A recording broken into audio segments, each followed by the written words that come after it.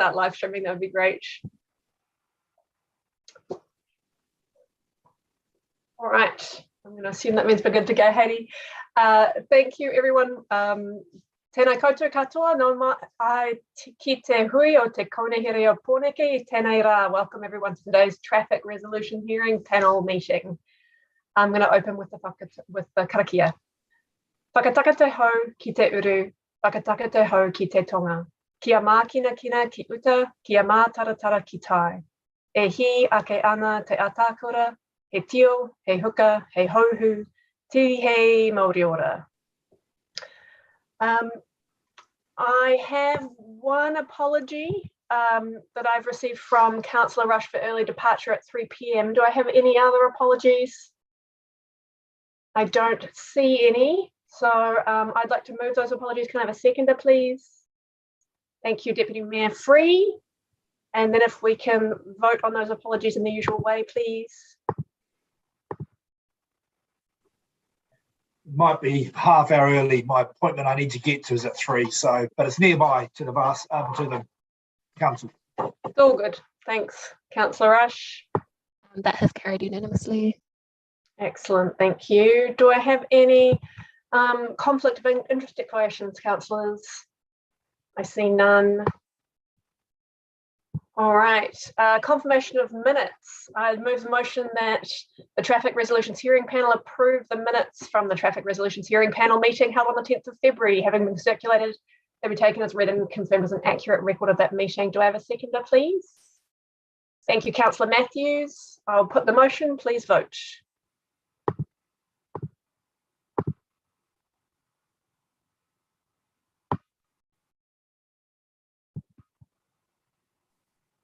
That has carried unanimously.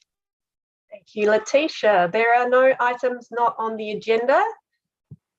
So that brings us to today's general business, which is to hear from members of our community about the traffic resolution on Island Bay.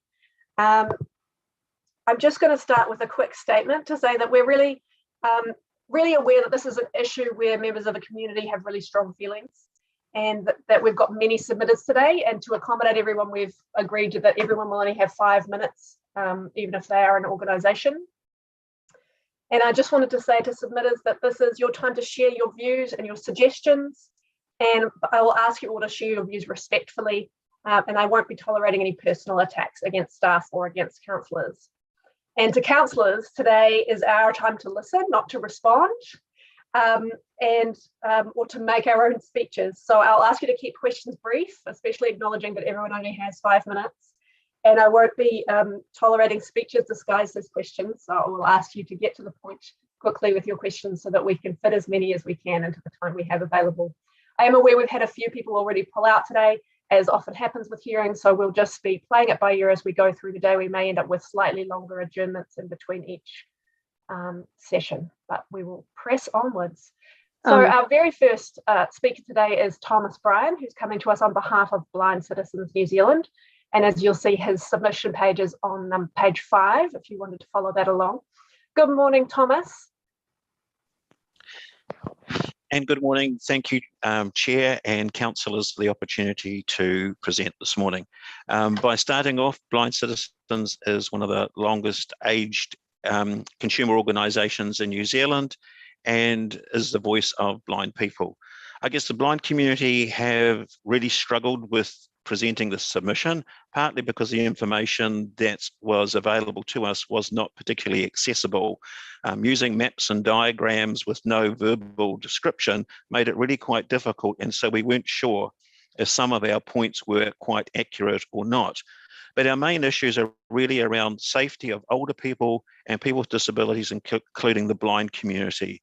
We've already heard from a number of our members when getting out of a car as a passenger, stepping into cycle lanes, and now it looks like from what's being proposed, there is a medium strip of some description. We weren't sure how high it was, which again, poses a trip hazard for older people, for someone using mobility devices, And we're really concerned that safety and the well-being of older people and disabled people really haven't appeared to have been taken into consideration.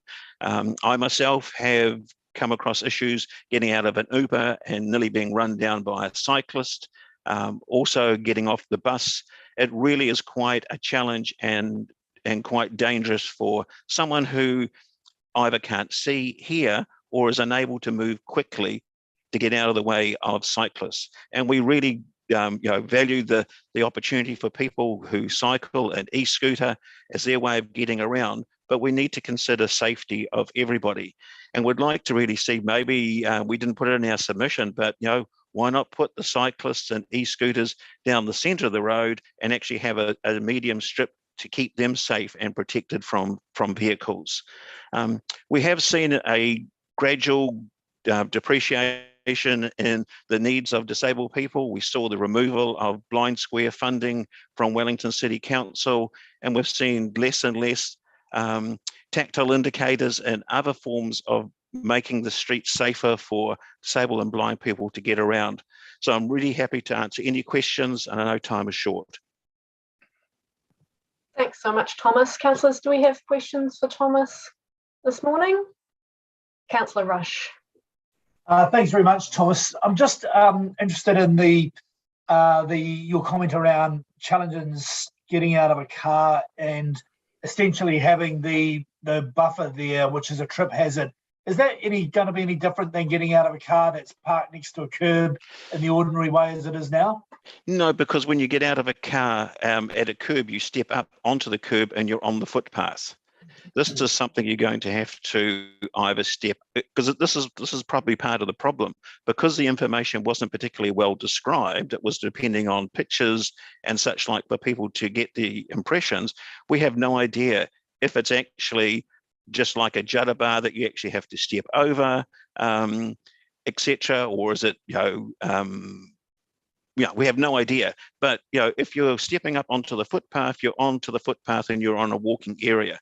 If you have to step over something and then down onto the cycle lane, then back up onto the footpath, then that really is going to pose a real trip hazard. And for someone in a wheelchair, they're going to have to go all the way down somewhere to find a crossing point. If they're a driver of a car in a wheelchair, and they've parked in a normal car park, then how do they actually get over the medium strip, or whatever you want to call it, safely, and then onto the footpath? Okay, thanks. Thanks, Councillor Rush. Thanks, Thomas. Councillor Foon. Kia ora, Thomas. Thank you so much for coming in and for your submission. It was really good to read. And I have asked officers about this actually, but I just want to ask you, we currently have the same system in Rongotai Road and popping up around the city. So have you had any feedback from users on how that's actually working for them? I guess at the moment it's quite difficult because a lot of older people and disabled people are not venturing out as much as they would normally. I'm quite an avid walker and user of public transport, and I'm actually keeping myself at home as much as possible. And so I'm not going exploring as much as I would normally do. And I actually live in Rongotai and have really struggled to get down there and suss it out myself. But anything that really causes someone to have to step over something is going to pose a barrier. And I'm thinking, Kilburnie has a lot of older people living there, walking frames and walking sticks, etc. We've got a retirement village. It really doesn't help people feel independent and safe if they have obstacles they have to negotiate on a regular basis. Thanks, Thomas. Thank you, Thomas. And that's our 5 minutes with you. We really appreciate your time coming in this morning. Thank you. Next on our list, I have Alan Blake, who's here on behalf of Living Streets Aotearoa. Alan, good morning. I believe Alan is joining the meeting shortly, but is running a bit late. Okay, then we will go on to our next person, who I believe Bruce Gadius. I can see Bruce there. Bruce Gadius is here with us on behalf of Island Bay Residents Association. Good morning, Bruce. We'll come to your submission. You're just on mute, so you'll need to flick that off so we can hear you. And then you've got 5 minutes Can you hear me now? We can, thank you. Oh, cool. Look, you have our submission, and I'm not going to go through it again. It was quite lengthy. I just thank you for the opportunity to speak again.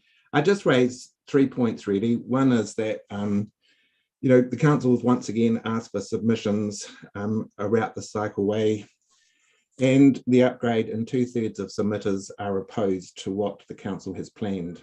Concerns regard the removal of 80 to 100 car parks. Most submitters suggest a return to the pre-2016 configuration of the parade. My second point would be that in July 2017, the council dismissed a similar configuration to what we have in Island Bay now to Park Road and Miramar. Experts suggested that there were too many driveways and intersections on Park Road, making the configuration dangerous for cyclists. Current Mine councillors at the Island Bay Parade has nearly twice as many driveways and more intersections, and is 4 metres narrower than Park Road, and they dismissed that. And just on my last point is that the council is proposing to spend between $3 and $4 million on this upgrade. The ratepayers and residents of Island Bay have yet to see a business case which supports the large amount of money. There's no cost benefit analysis, no impact study on local businesses, other road users, both public and private, nothing which would support spending that amount of money.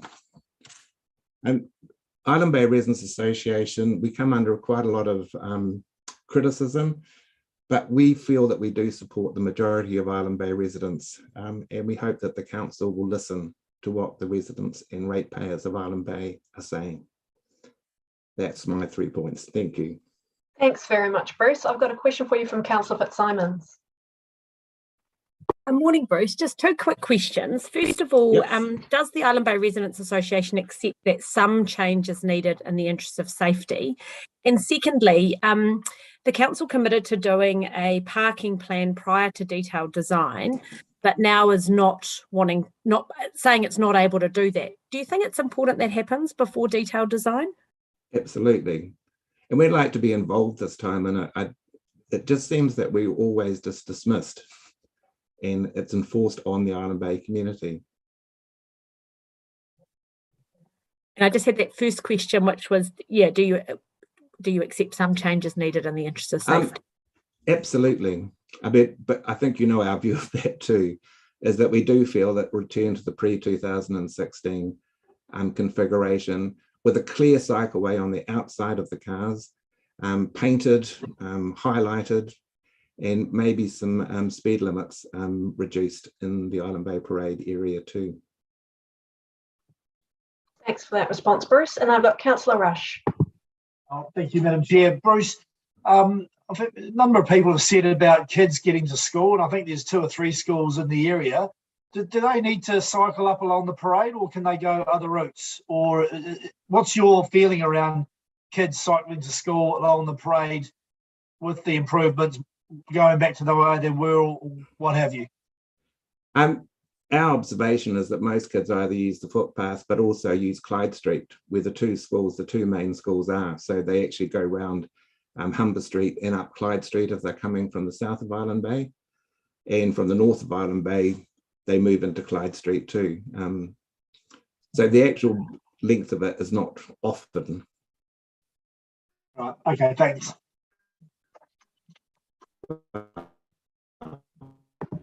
Thank you for that. Do we have any further questions? There's not much evidence of huge number of kids. Oh, sorry, Bruce, I think we're having a bit of an issue. Do you want to add anything more, Bruce? No, that's fine. Thank you very much for your time. Thank you so much. All right.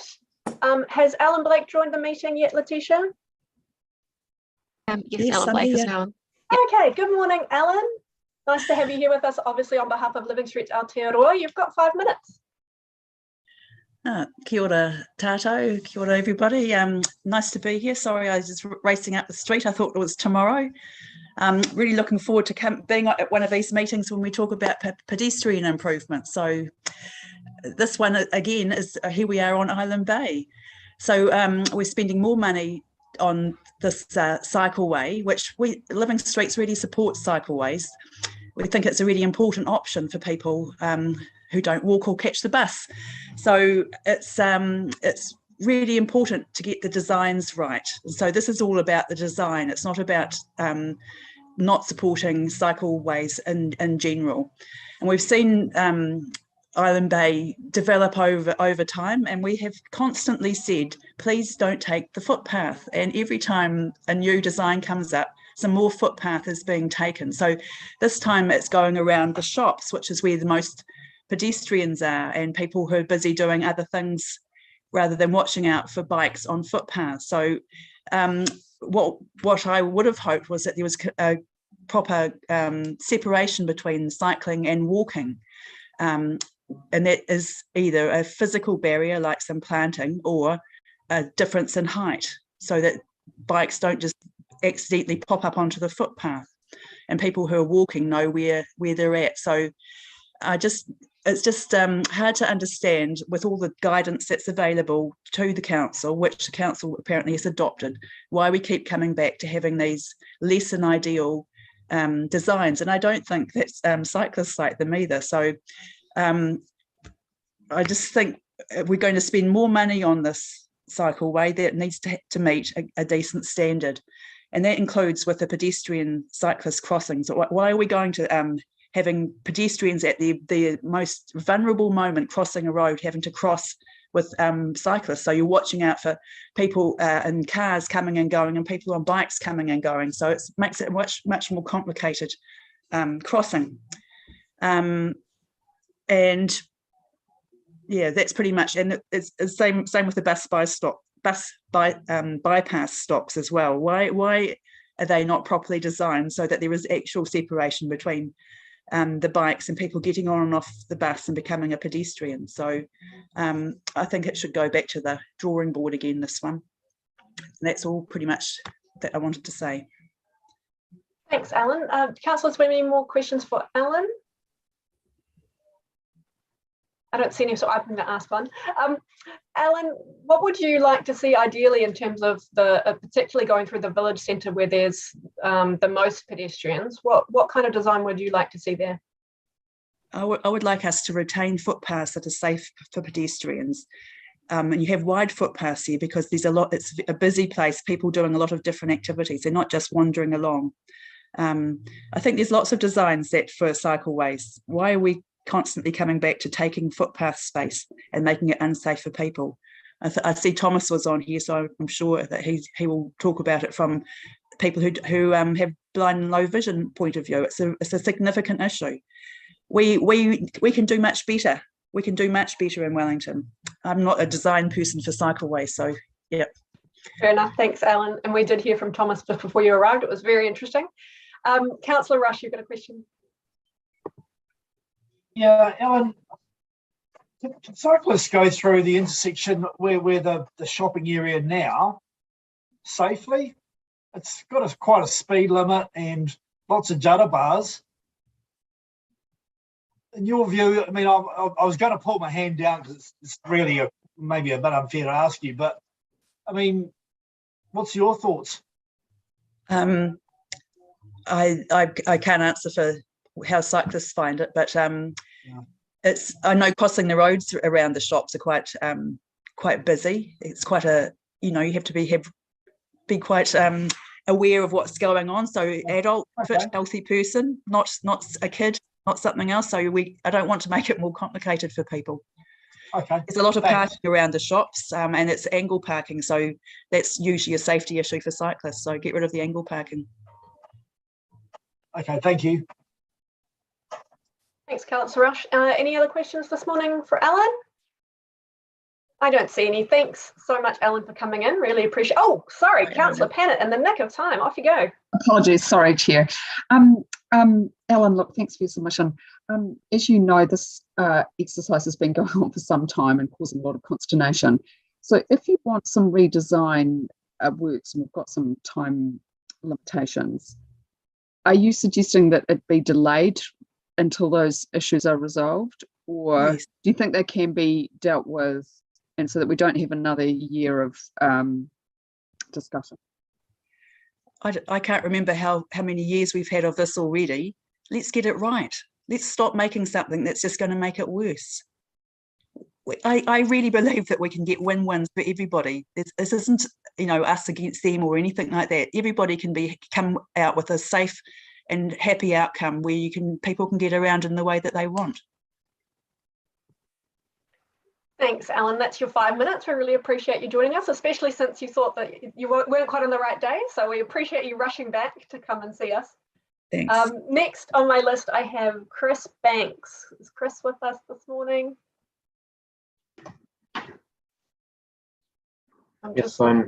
Yep. Hello, Chris. Good morning. Over to you. You've got 5 minutes. Yeah, thank you. I'm an avid cyclist. I have lived in the area for over 10 years. I use the road about 5 or 6 times a week. My main objection really is just to the new design.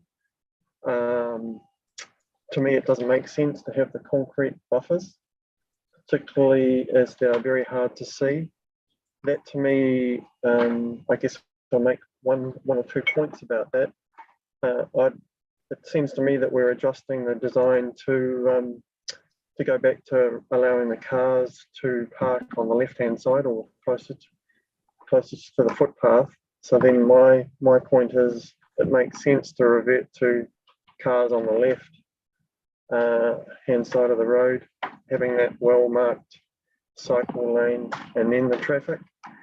That, I guess, is a better viewing in my view, but I guess that was my point around the main design. I think I've heard a couple of points already to Councillor Rush's point about going through the shops.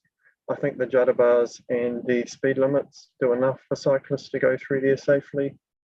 Some other points around, I prefer, you're probably getting into the points around, I prefer the resources were spent in getting the designs up into the Berrimpoor and Newtown area, rather than coming back to Island Bay, because it's really just a sort of an outlier in terms of where it sits.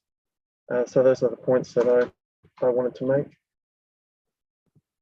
Thanks very much, Chris. I've got a first question for you here from Deputy Mayor Free.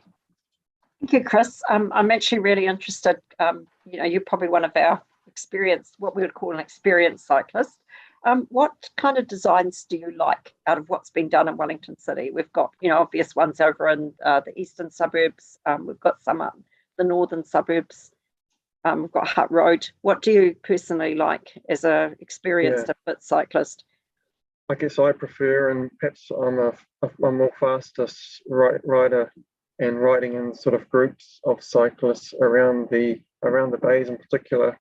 I prefer the footpath, car park, cycle lane approach. And I know that's getting into, I guess, a more competitive type cyclist. It doesn't cater for some of the other cyclists, perhaps the learners or the young ones. However, I guess a lot of the time they're riding with younger people, so they're accompanied by an adult. So my point there is they are road users and must obey the road rules.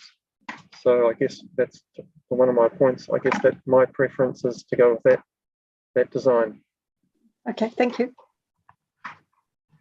And Councillor Foon, a question. Kia ora, Chris. Thank you for your submission this morning. It's good to hear. I just want to ask you about your relationship. Like, do you have anyone in your family or in your home or grandchildren or anyone, neighbours, children that are trying to also use cycleways? Do you have any relationships like that? No, I guess my family has been a bit hesitant on the bikes, but I would say, and I think I've heard from another submission, my point for my children was that they're mostly using the footpath because they're using scooters to get to school in Island Bay, both up to Swiss in particular. If you go up there early in the morning between sort of 8 and 9 and coming home 2:30 to 3:30, most of the kids in green are using scooters on the footpath. From my own point of view and family, I think they would be comfortable using a cycle lane in the middle of the road. Oh, sorry, the design I outlined. Yeah. Thanks. Can I ask another part, High Chair? Very quickly, yes. Just to move with that, I do know the way the students use the footpaths with their scooters. Do you think that if there was a protected cycle lane, that more of the kids would be inclined to use that? Well, I guess it goes to the point that if they were, the issue is getting out of Island Bay up to Swiss. So if that next stage was developed up to that area, I would say then yes. But my observation is you're not getting the younger ones I'm seeing on the roads that go from Island Bay up to Berrenport. Thanks, Chris. That's really helpful. Thank you. Thanks, Chris. That's your 5 minutes. Thanks so much for coming in and taking the time to speak to us today. We appreciate it. Thank you. Next on my list, I have Mark Bennett. Is Mark with us this morning? Mark does not appear to be in the meeting. Okay, then I'm going to go on to next is Yella Kaiser. Hi. Good morning, Yella. You've got 5 minutes. Great.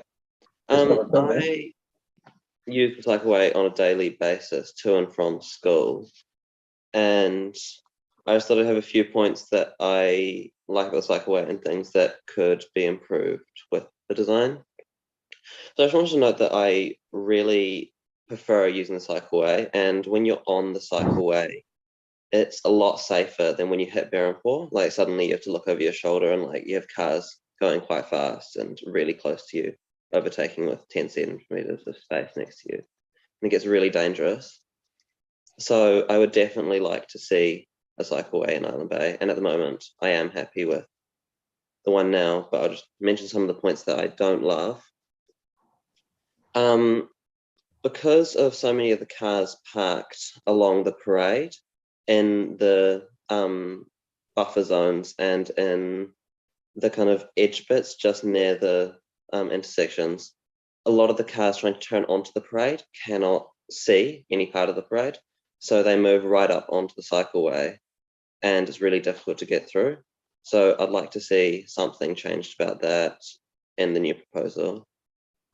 And cars parking on the buffer and then opening their doors onto the cycleway. That buffer is intended for doors to be opened on so that there's room for the cyclists. So when they park on the buffer, it really defeats the purpose of it. But other than that, I am pretty happy with what we've got now. I would just like to see some changes to those things. Thank you, Yella. Questions, Councillor Fitzsimons. Hi, Yella. Nice to see you here. Can you tell us about your experience, particularly riding through the shops? Yeah, so I find that as soon as we get off the cycleway in the middle of Island Bay, you get to those angled car parks and a lot of the cars don't see you and will just kind of reverse out blind. So it can get a bit scary in there. So I would like to see the angled car parks gone. Thank you. Councillor Rush.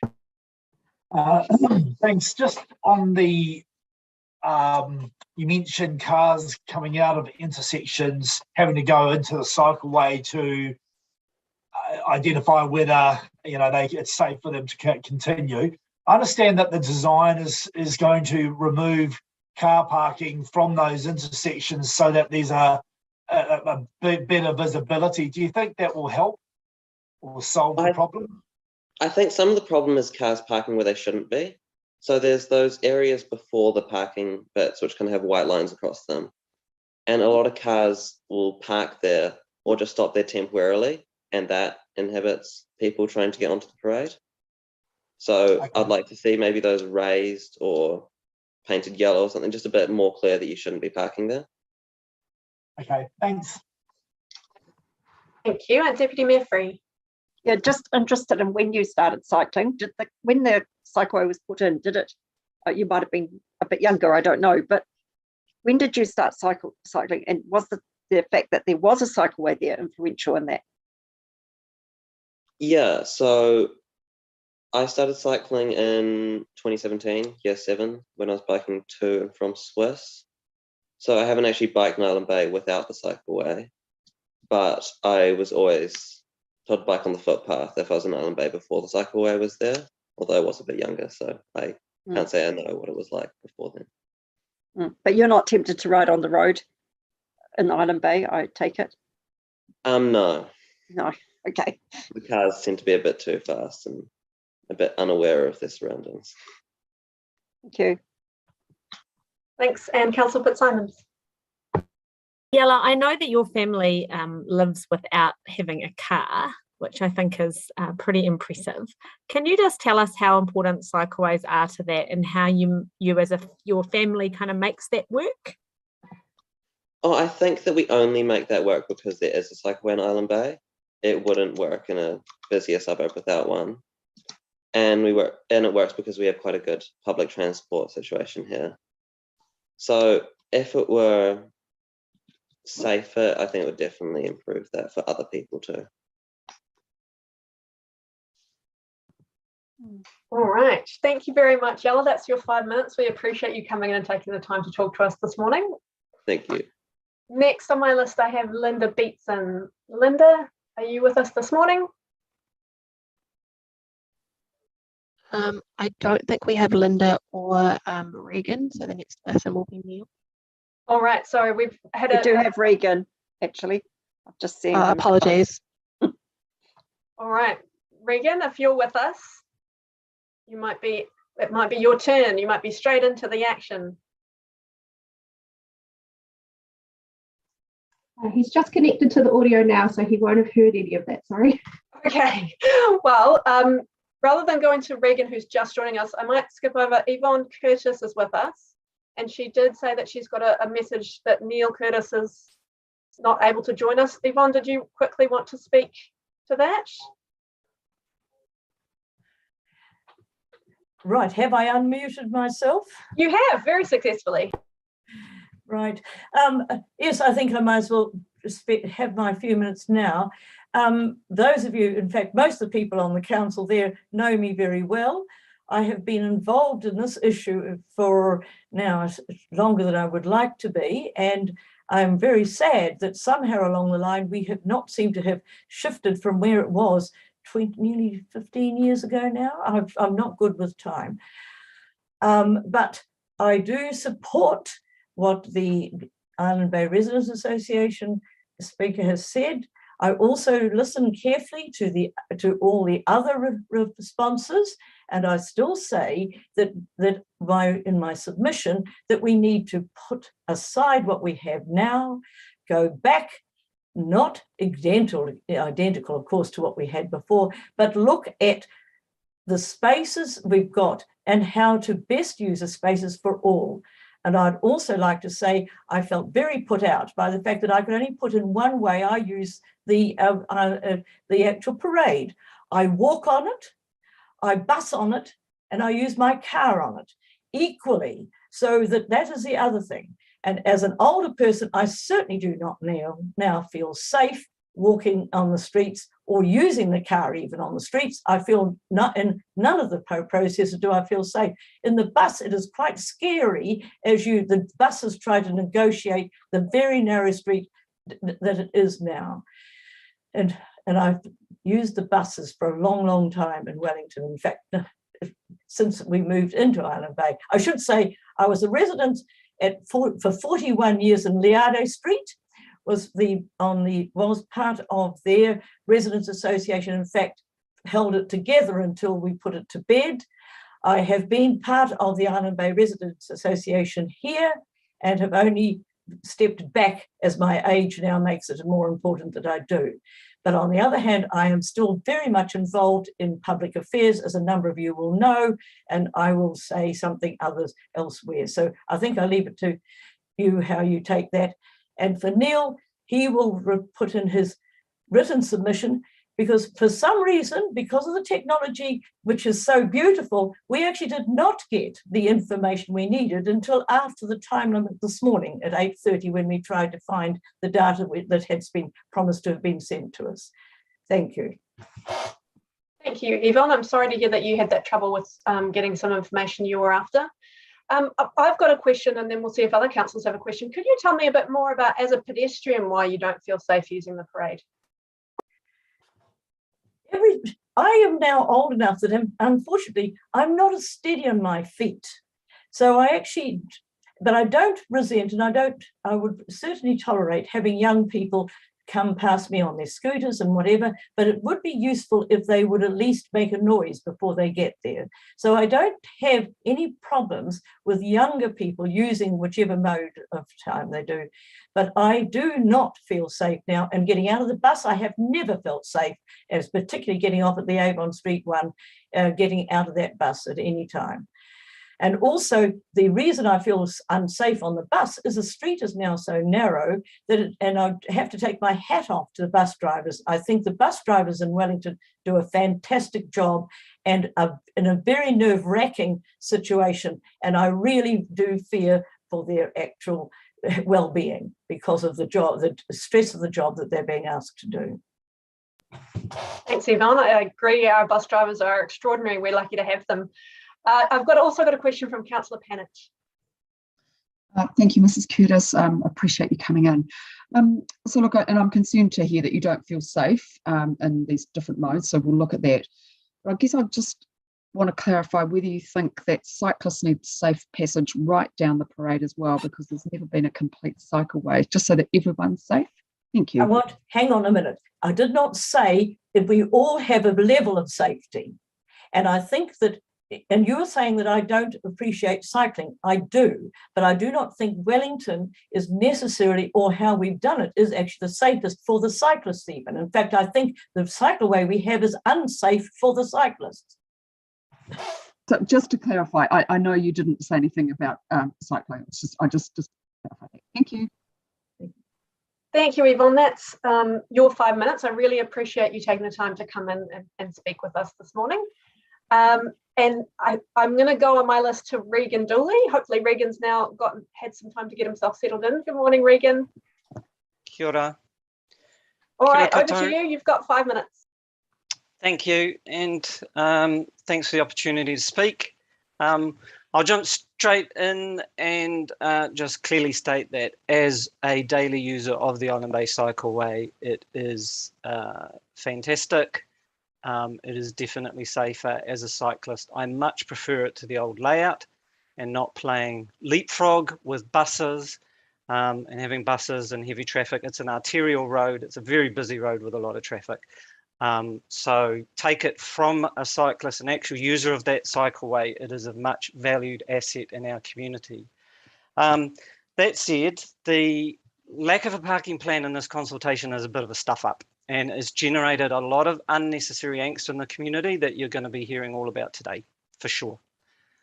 What's really annoying is that you could have done the parking surveys that would inform a parking plan any time over the last 4 years, because it was obviously going to be an issue, and you definitely should have done it as soon as the new parking policy was in place.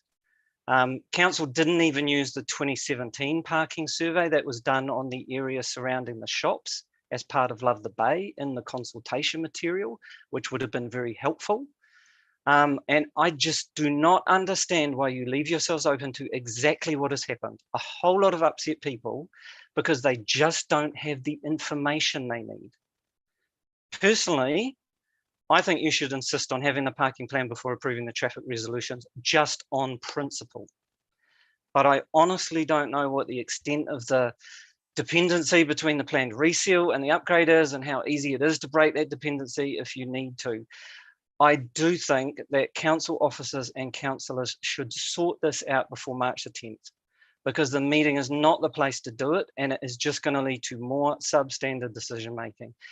Regardless of how you deal with it, I think there needs to be some accountability from council officers for not having that parking plan yet. But also, the 9 of you who voted against the more expensive 2017 option that would have resulted in fewer car parks being removed need to take some responsibility for that now. You chose fiscal prudence over parking, and maybe even, as we heard earlier, universal design principles. I'd also note that the substantive motion to go with the short-term safety improvements option in November was passed 11-3. So everybody needs to own those votes now. That said, there's one thing you can do that will instantly take a lot of heat out of the parking debate, and that is revert to the layout that was agreed in 2017 for the shopping area, because that had bike lanes going through and also retained the angle parking. I'm not a big fan of angle parking. Yella earlier is quite correct. It is dangerous to bike behind it, but as long as cyclists can use a cycle lane and not have to do that, then I'm okay. And when you go through the feedback, it's the reduction in parking at the shops, which is by far the biggest concern here. It's an option that's already been agreed by council, so it can clearly be done. And up until November last year, it's what everybody was actually expecting to happen. So at this point in time, it would be seen as a genuine and welcome compromise. I honestly do not think you will get an easier and more obvious decision to make in this entire saga than doing that. And I will be amazed if the council manages to trip over its feet again on this. Again, please don't leave it to the meeting. Do whatever needs to be done. I know it's only a short amount of time, but make sure that's part of what is proposed on March the 10th and get these traffic resolutions through, either on March the 10th or later. You know, again, I do not understand all the technical implications of the reseal and the upgrade having to start together or not. That's for council officers and councillors to sort out. Sorry, I'm just going to say this as well.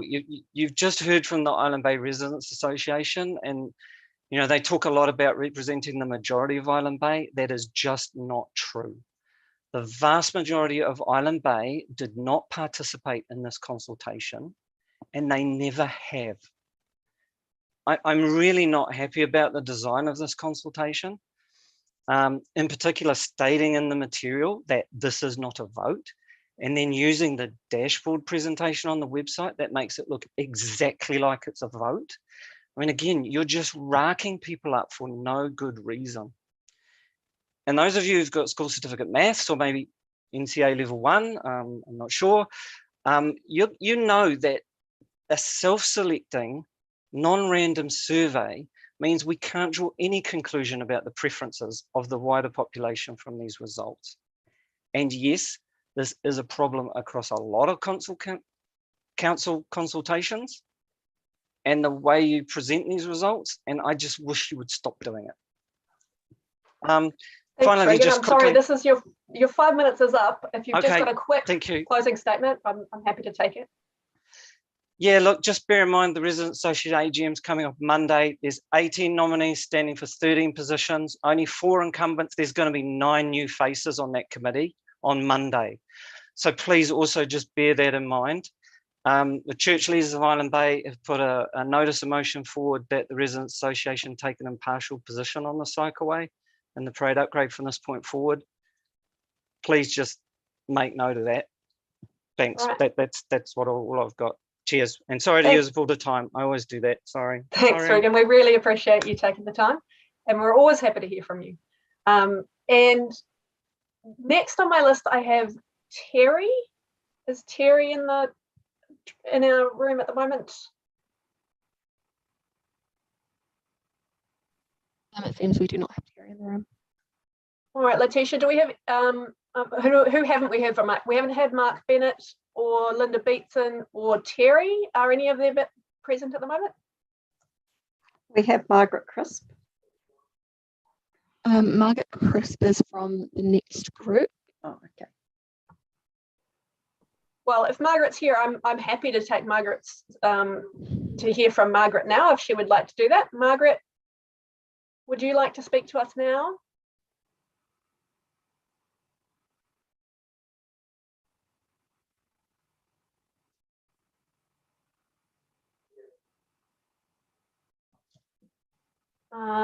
We're not hearing from Margaret. Okay. Yeah, there we go. Is that better? Is that better? Sorry. Yes, wonderful. Good morning, and councillors. I'm Margaret, and I live in Derwent Street. thank you for inviting written submissions and for providing the opportunity for oral submissions from our Island Bay community on the safety improvements to the original concept design. Community engagement I see as important in its collaborative approach to the design and or delivery of services, and for the complexity of issues in any given community, not least ours in Island Bay. Community engagement enables better understanding of our community needs and aspirations. And I pray that today you will understand more fully what some sectors of our community value and appreciate, and how that feeds into what grows our supportive and caring community here in Island Bay. And also what feeds into your goals of a sustainable, natural, eco city, people-friendly, compact, safe, accessible capital city, one that's inclusive, innovative and creative, one that's dynamic, sustainable economy, and one that has strong partnerships with mana whenua. When thinking about the proposed changes on bus users, I said that the effect would be very negative, and this is the main reason. It's kind of converse, but I know quite a few individuals who currently drive their vehicle from their homes, whether they live in the hilly parts of East or West Island Bay, or from around the waterfront Esplanade. And they park their vehicles on the parade where there's a bus stop, because buses are frequent to Island Bay. The weather might be deemed by them to be prohibitive. Our lovely Wellington weather gets a bit strong wind down here. They might be running late that morning, or they'll return home after an evening in town and don't want to walk home, or maybe the bus that goes past their house runs hourly or maybe not at all. The few parks that will remain on the parade will be sought after by them, visitors to those who live on the parade and to those using the visitors and venues situated on the parade. So my kind of guess, talking to those that I know regularly take their car, they're going to move their car park further into town, which is kind of not really the idea, I guess, of using more fuel to catch a bus. But yeah, having said that, if the car parks on the parade are going to be removed, then I'd like to see P20 outside the churches if the car parks are going to be reduced. When thinking about the proposed changes on those who live in the area, it kind of sounds negative, but I said it would be very negative. I live on Derwent Street, like I said, and in the past I've been a nanny and had to take children to play centre. I took a car because the weather was inclement, but yeah, play centre serves a vulnerable, not vulnerable, but families who have young children, I feel, need to have outlets for those children, and yeah, limiting the car parks near play centre would, I think, adversely affect those who live in the area. The churches are venues that have a high usage for a wide variety of activities, and I've just written down a few where there's not going to be a lot of parks outside them. Again, a lot of the people that attend to these activities are going to be adversely affected. There's ballet, there's Zumba, there's yoga that are exercise ones, there's meetups of various kinds, art, craft, gardening, preschool groups, funerals, oranga tamariki, family meetings, where people come from a wide area to those meetings. Educational purposes they're used for, Girls Brigade, icons for boys, breastfeeding classes, Wellington Southern Bays Historic Society, just to name a few. Community activities happen in the churches, like Wellington South Baptist Church hosts meet the local or government candidates when it's voting time. currently, Wellington South Baptist Church is hosting vaccinations. The pharmacist has told me that they've decided to change from the community centre to Wellington South Baptist because there was no parking at the community centre. And my feedback is people really valued having the parking space to have their vaccinations, and it was easier for disabled people to come. Thanks, Margaret. That's your 5 minutes. If you would like, is it? Okay, yep. I know it goes really fast. If you'd like to make a quick closing statement, I'm happy to take that. Sure. Let me just go to the end. Oh, I didn't get to say the positive bit about me being cyclist and what I like about it. The closing statement would be, Han, thank you for listening to us who'll be affected by these proposed safety changes. And I just, I can just talk with Brad Singh, I guess, about the changes to the village. I'd like to see P30 rather than P60. More parking wardens, because the 29 car parks currently have a high occupancy rate by tradies and people from buses who catch, people who catch buses. So, yeah, and the cycle path I'd like to see at a different level to the footpath, because my experience is cycling, when I do cycle on, the cycle lane does have the same level as the footpath. A lot of people are walking on the footpath, or they're standing around waiting for a bus, looking at their phones, and even though it's a different colour, I don't know, it just doesn't register. And yeah, but thank you for listening. I really, really appreciate the opportunity. So I really appreciate you coming in and taking your time to talk to us this morning. Okay, thank you very much. Any questions? I suppose it's too late. Thanks. Yeah, we just try to keep on time. I think that's fine. Letitia, do we have anybody else from this session who's arrived in the last little while? No, it doesn't seem okay. that way. I did notice that Andrew Lorentos is with us in the meeting. Andrew, if you would like to speak now, I'd be more than happy to do that. But also happy if you'd rather wait until your 11 o'clock scheduled time.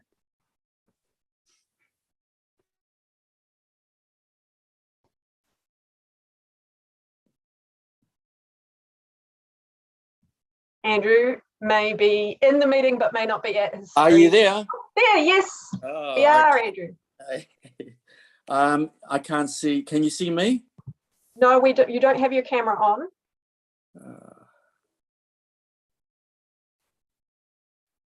There you go. We can see you. Excellent. Thank you. Good morning.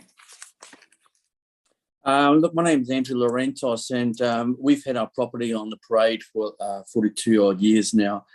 And some of the health and safety concerns that I want to address is regards to what I'm observing in regards to electric bicycles, for example, that are travelling at the same speed of cars. And majority of these bikes actually travel on the road.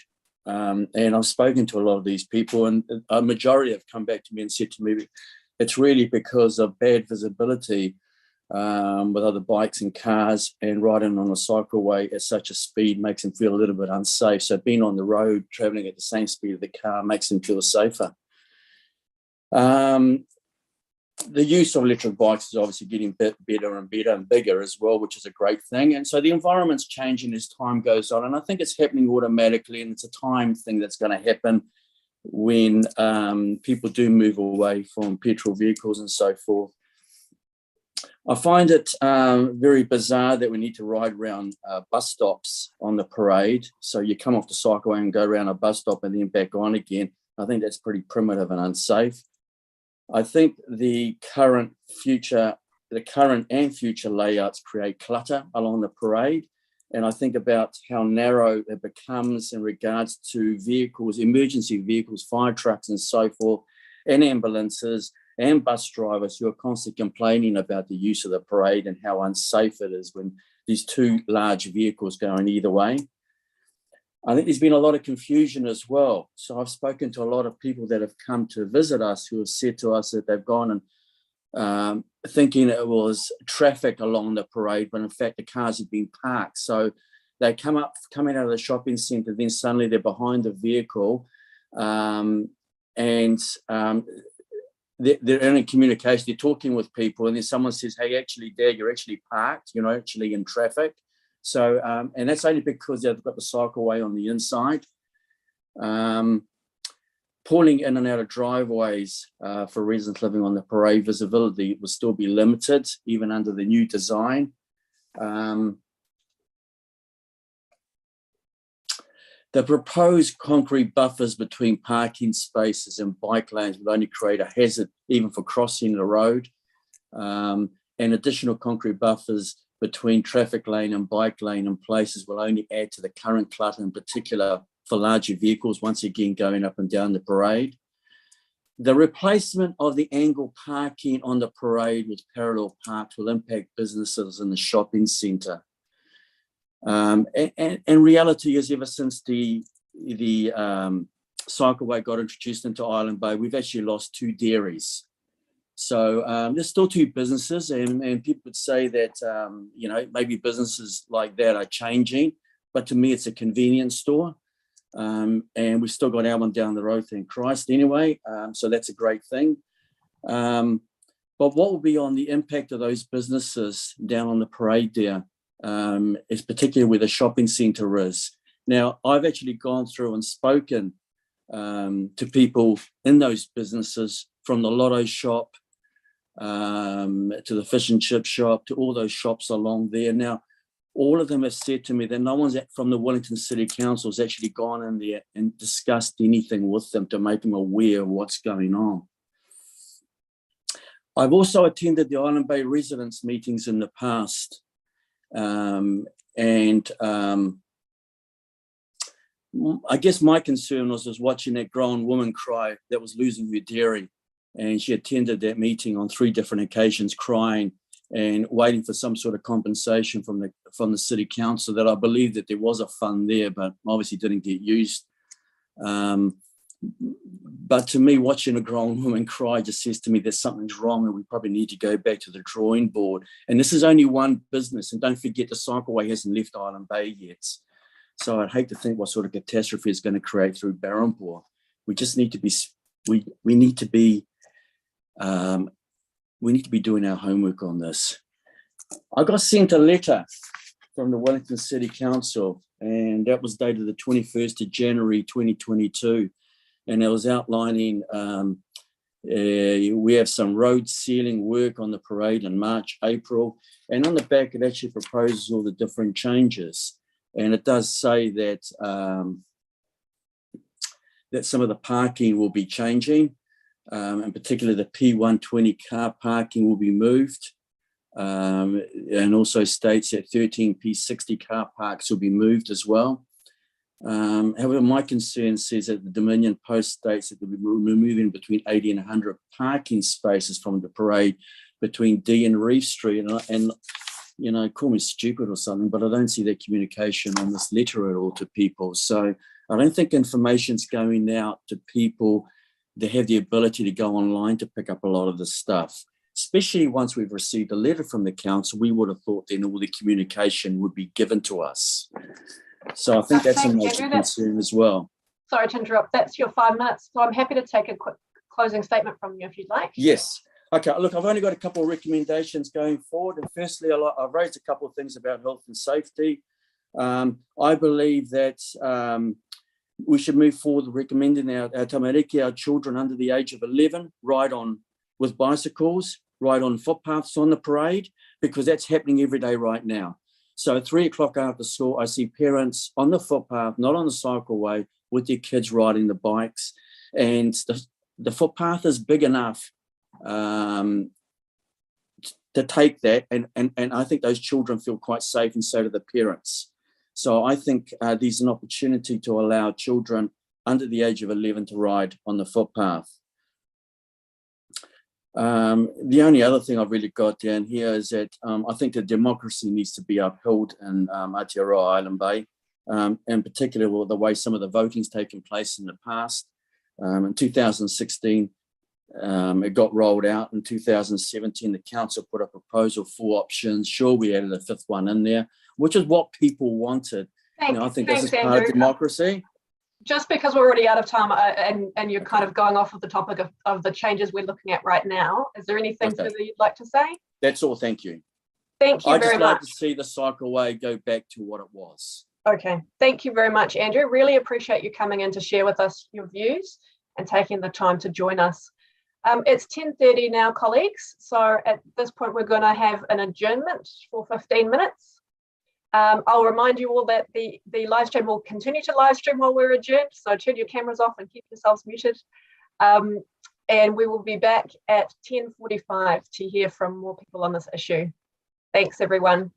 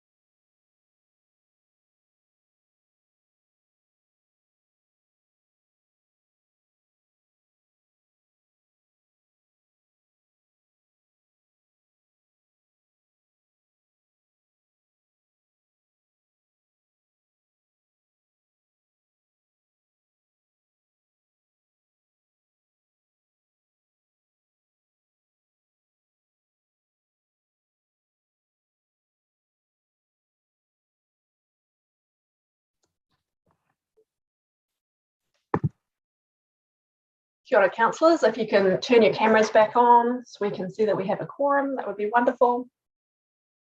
And I just get to see all your lovely faces.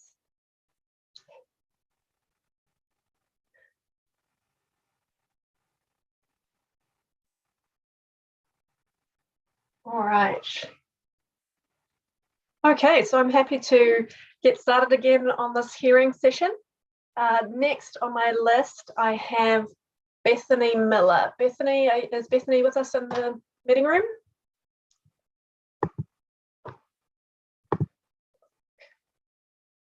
I'm not seeing Bethany in the meeting room. No.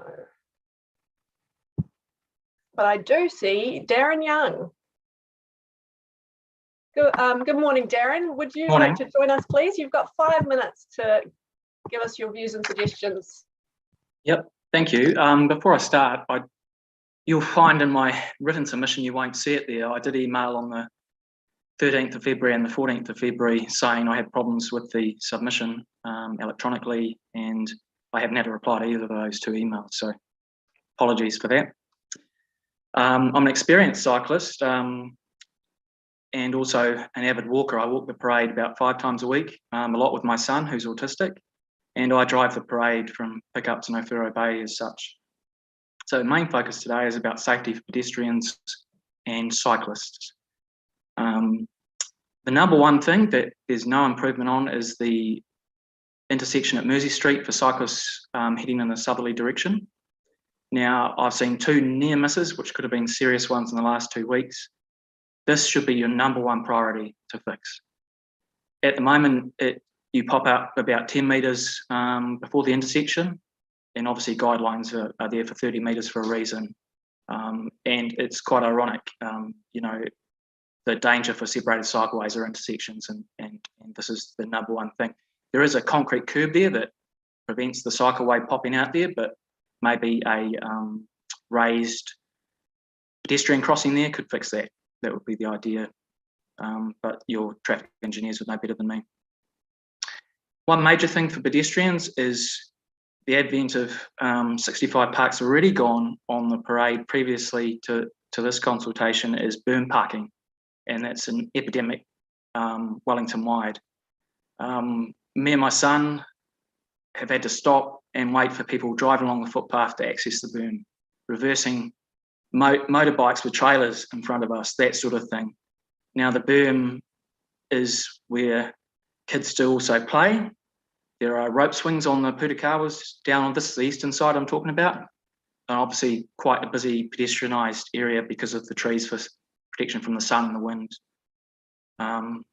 So those are major issues for pedestrians. The other one is, and my son quite frequently walks into it like younger kids do, is the bus bypasses.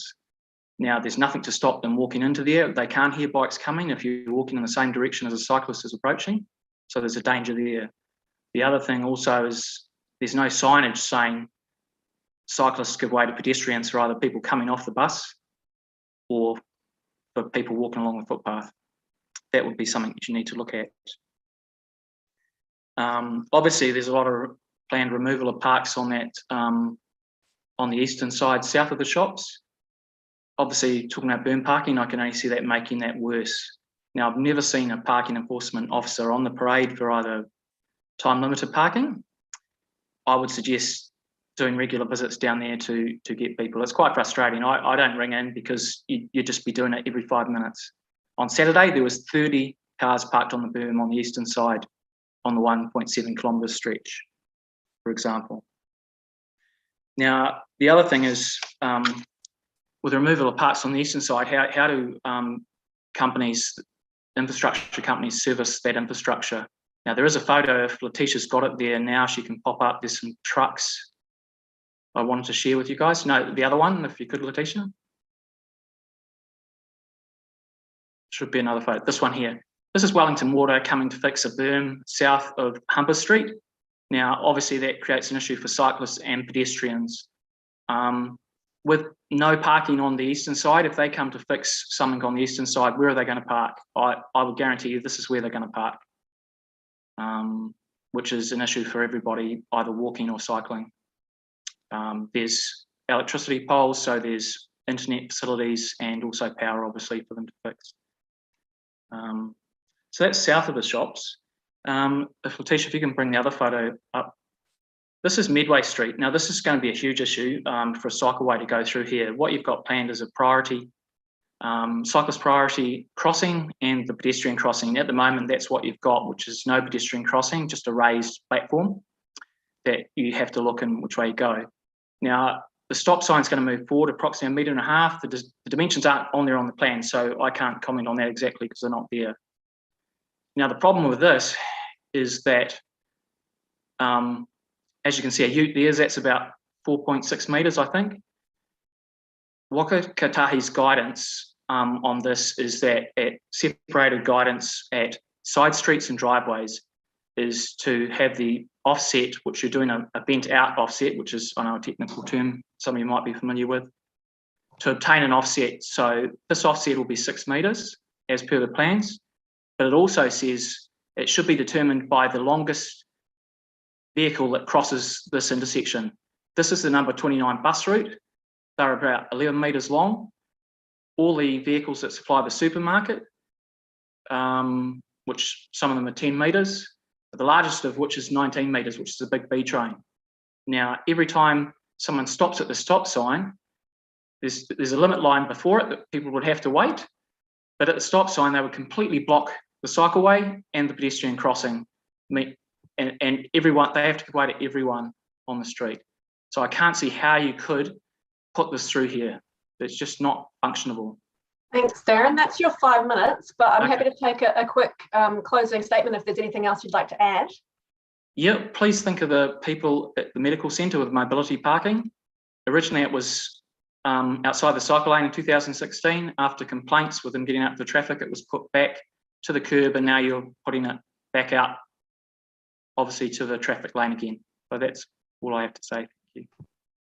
Thank you very much, Darren. Really appreciate you coming in and taking the time to share those suggestions with us, and some photographs of intersections is always really helpful as well for us to understand your concerns. Next on my list, I have Bethany Miller, and I'm pretty sure that Bethany is with us. Hi, Bethany. Go ahead and take yourself off mute, and you'll have 5 minutes to speak with us. And if you want to leave any time in that 5 minutes for councillors to ask you questions, you can, but you could also just speak for the whole 5 minutes. It's your time. Thank you. I didn't realise I was going to be speaking because I didn't see my name. So thank you so much for having me at short notice. I much appreciate it. So I go along the Island Bay Cycleway very often on my bike, and I occasionally am the passenger in a car being parked there as well. From a car perspective, I always feel very, very apprehensive whenever I'm opening my door.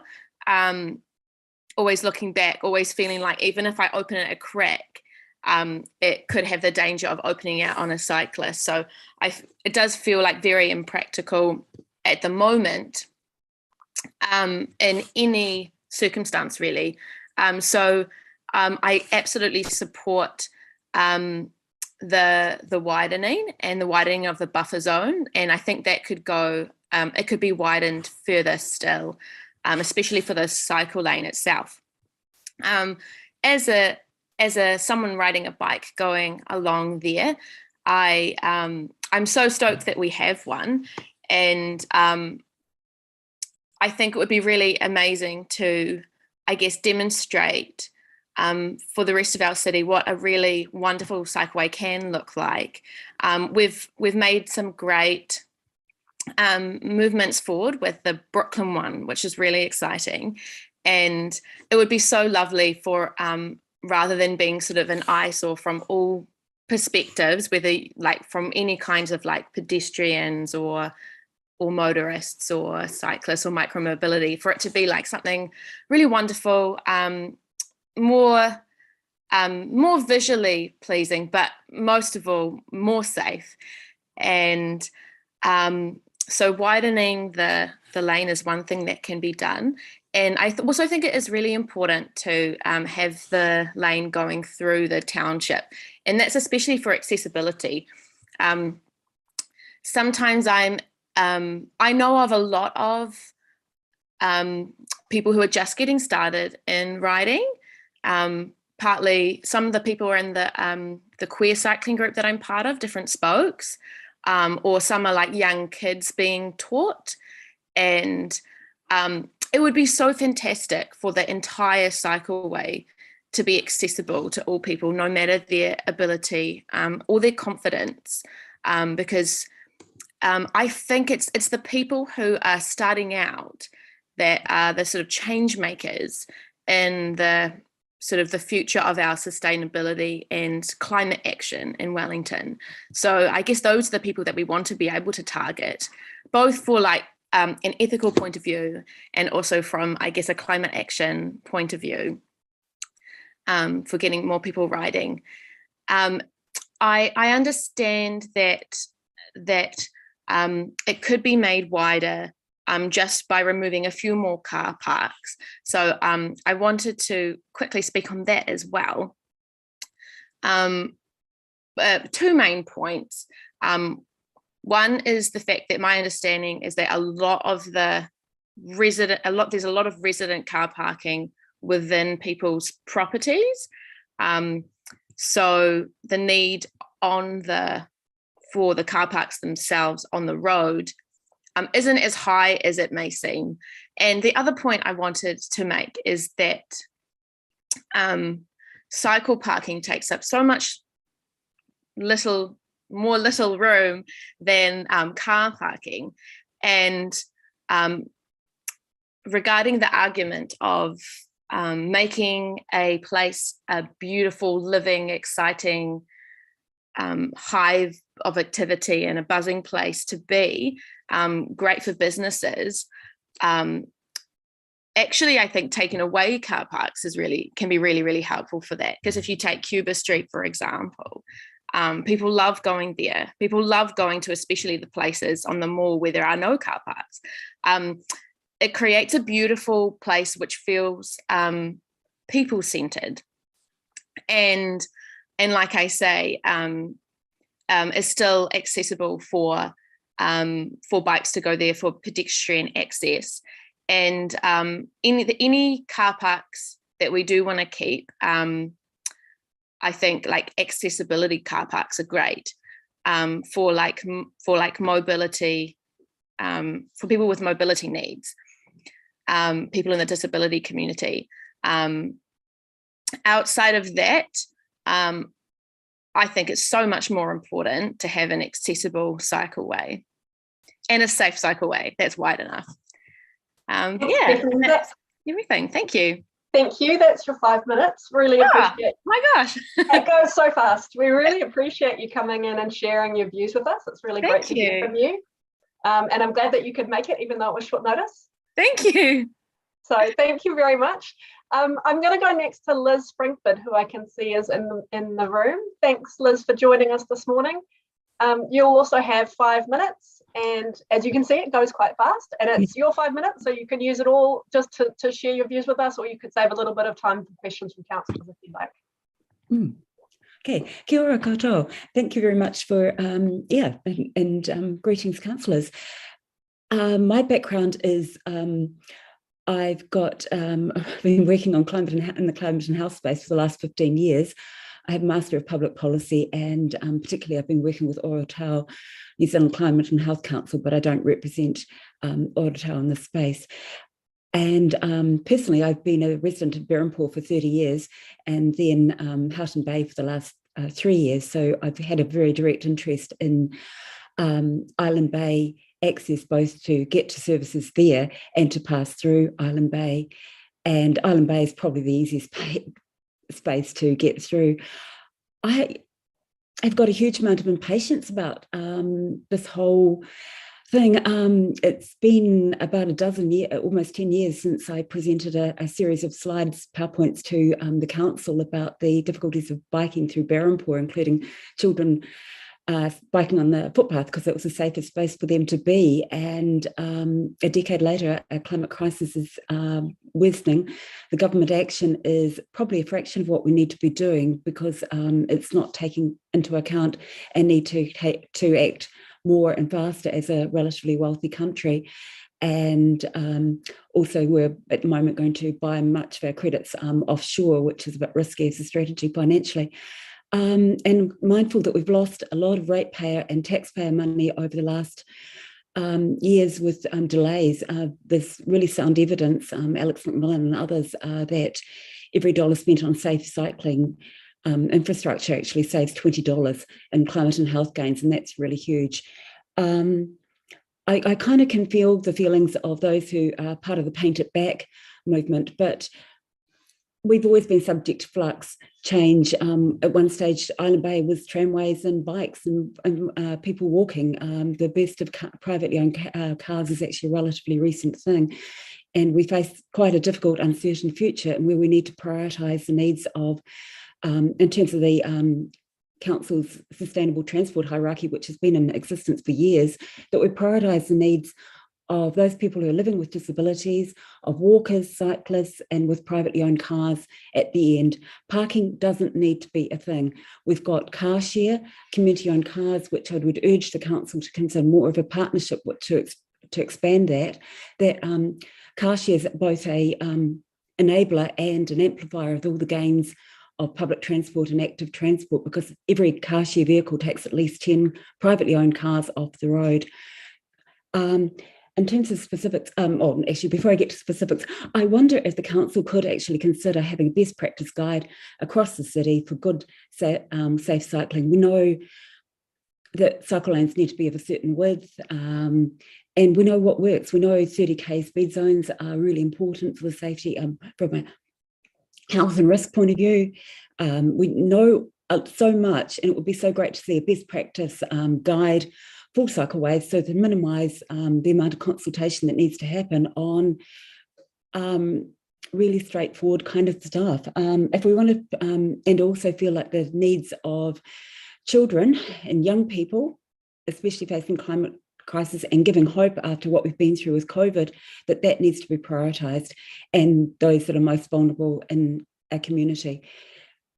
Conscious, like I know from my experience of working with the Birrempore Community Association, there were a few people I knew personally who biking was their mode of transport. I think we've got to remember that being able to drive a privately owned car is actually a privilege that only some of us enjoy.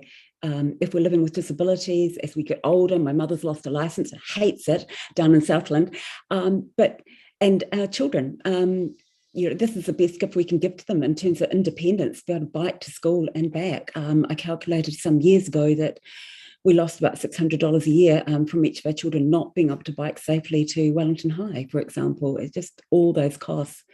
And lastly, there's an amazing endorphin feeling of being able to bike around the city. It's just wonderful. And to be able to walk safely too. I know there are times when cars make sense, but we need to be prioritising walking and cycling, and that's really important for our future, for health, immediate health gains, and also protecting our climate. In the words of Remo, the first measure that you take in terms of emergency management is risk reduction, and that's what we need to put our priority into. Thank you. And just specifics, I would totally retain the speed humps, and I know it's tricky finding a space to get your car positioned correctly as a driver, and as a cyclist I've taken so many photos of cars that have been parked in a dodgy way. Thanks. Thank you, Liz. I do have time for one quick question. Councillor Rush.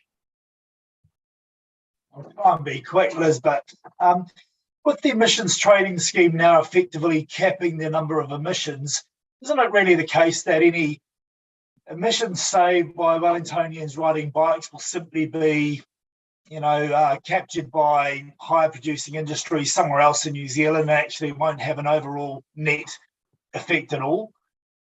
No, absolutely not. I mean, no.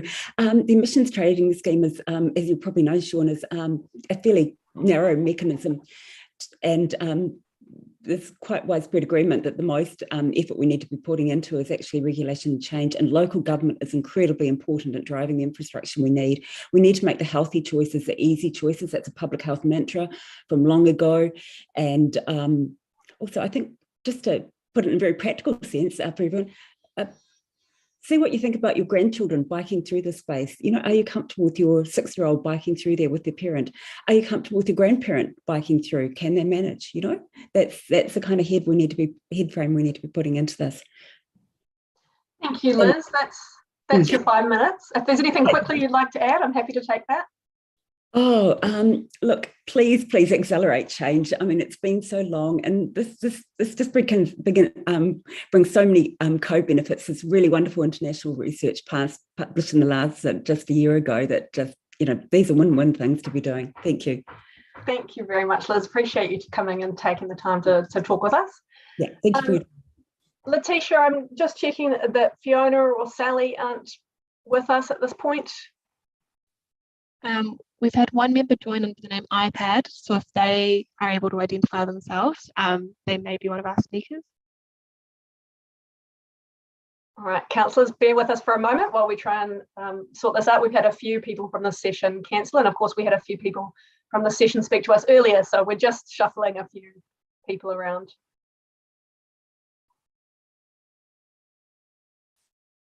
So I think we're still expecting possibly Fiona, Sally, and is it RJ Mollo?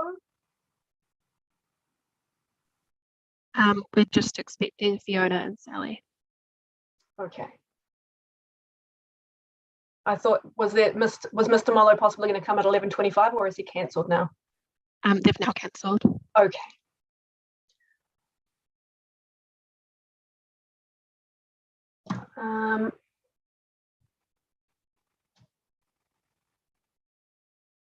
Welcome to the user who has joined us, who's just labelled iPad at this point in time. If you could turn on your camera and your microphone, and if you're one of our speakers, we would be pleased to have you speak with us.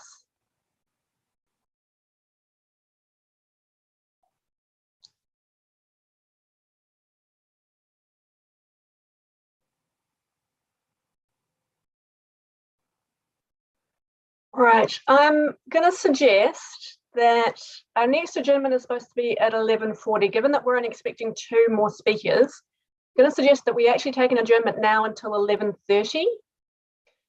We'll come back at 11:30 and see if those 2 speakers have managed to join us at that point. And we will hear from, if they are with us, we'll hear from Fiona and Sally. And then if they're not, then we will just simply go into the adjournment until the next session. So we'll adjourn the meeting now, and everyone please come back at 11:30. Thank you very much.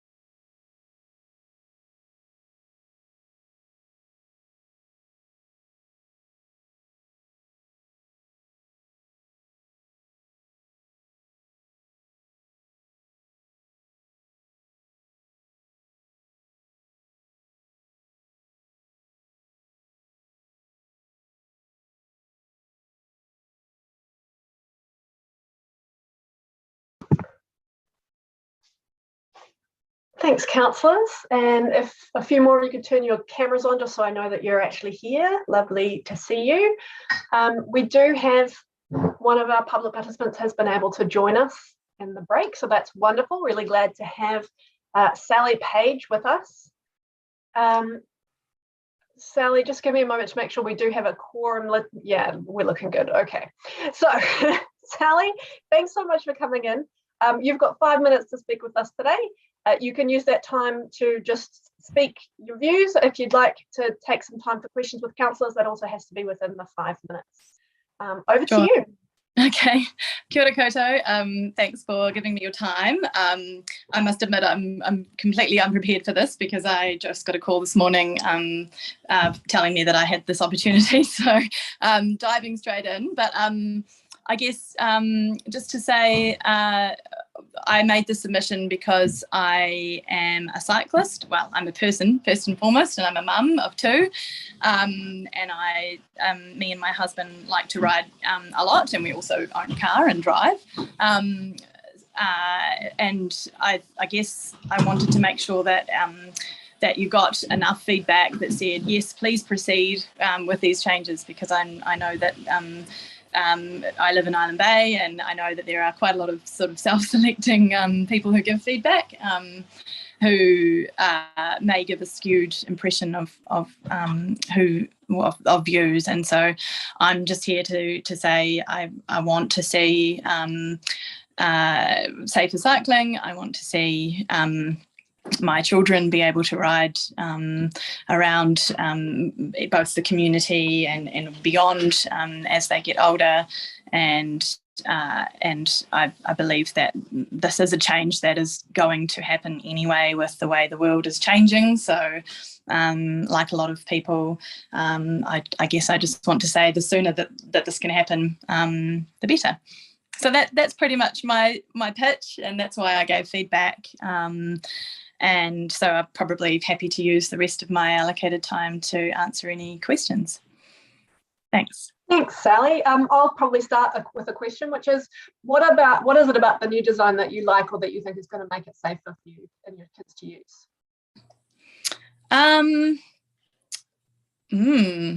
I like that it is more physically separated.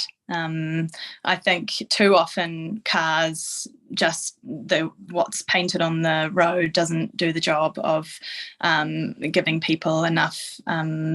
It doesn't put cars off, pulling in front of us, and so it, as we've seen in cities around the world, it just has to be physically separated. That's the only way that it's going to really be a proper, safe cycle lane. So that's probably what I like the most about it.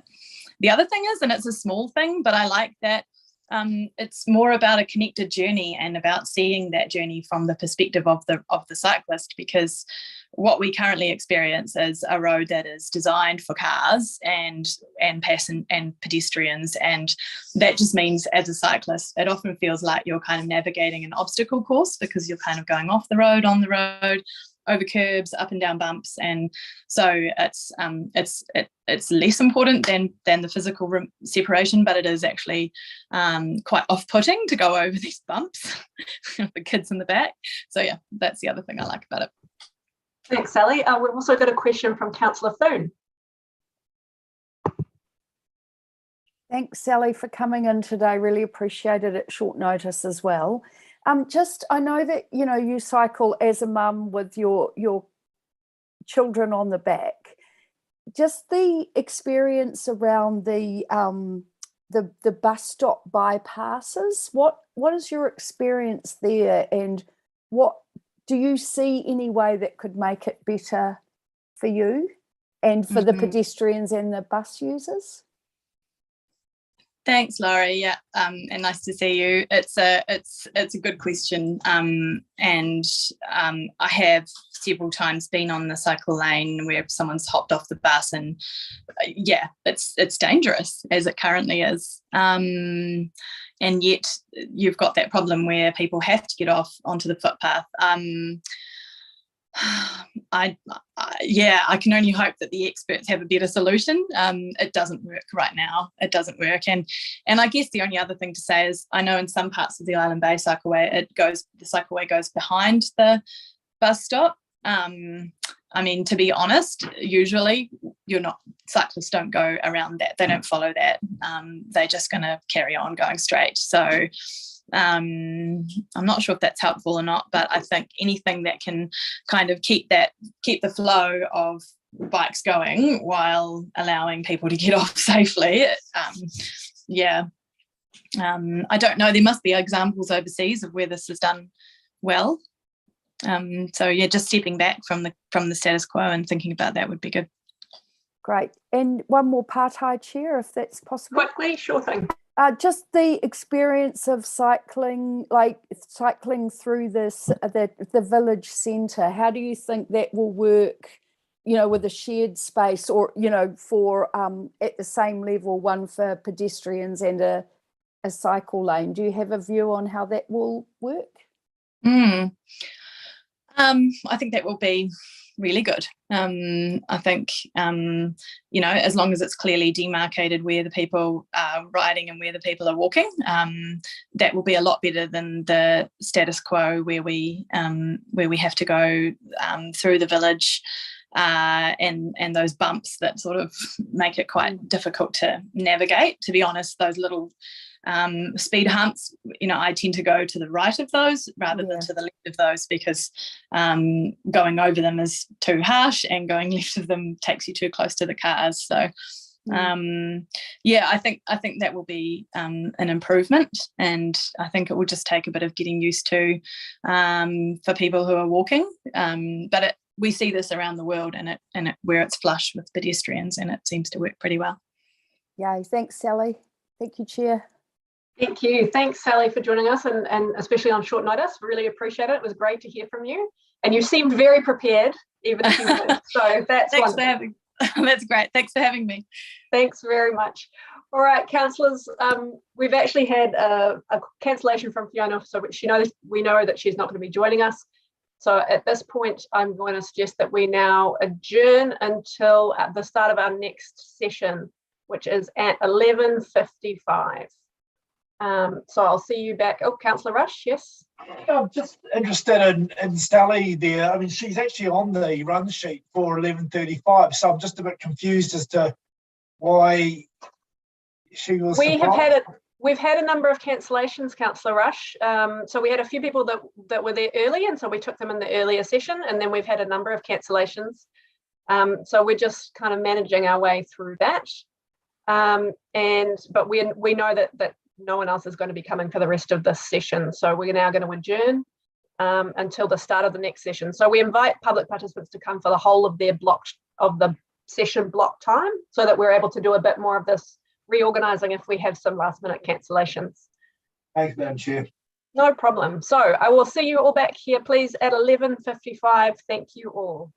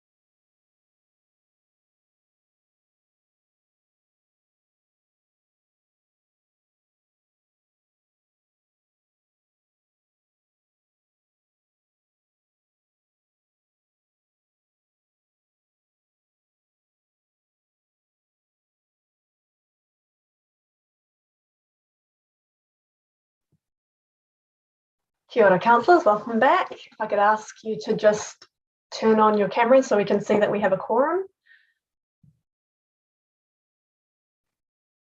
Thank you. So I can see a number of public participants are already in the room, so that's great. We're going to have a good session. I'm just going to start with quickly reading out the statement that we received from Linda De Gregorio, who was not able to attend today. And then we will go on to the public participants who are joining us. So this is the statement from Linda.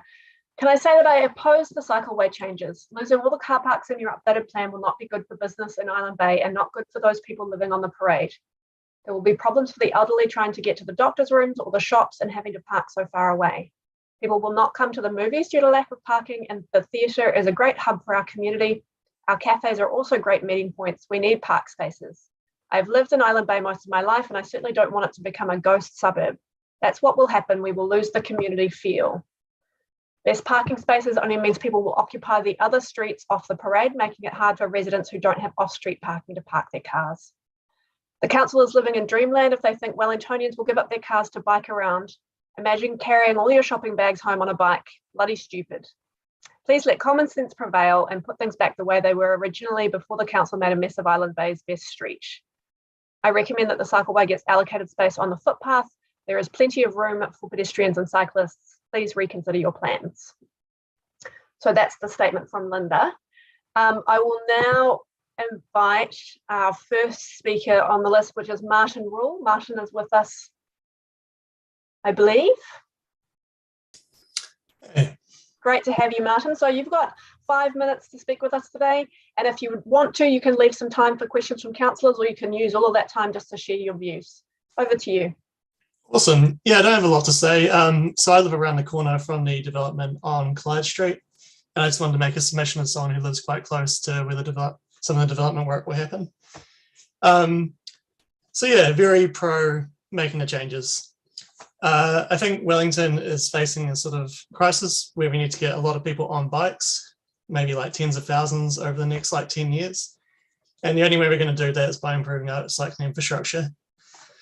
What else was I going to say? Yeah, I find sentiment with a lot of people I know, they don't cycle at the moment due to safety issues. So people are fine with cycling, say, in the waterfront areas like that. But when it comes to actually commuting and going like sort of over the hill through Berrinpore and everything like that, people are quite turned off by the idea due to safety factors. So I think any project we can do along that route that'll make it better is really good, with the vision that Lonsa and that entire route would have a dedicated cycle lane.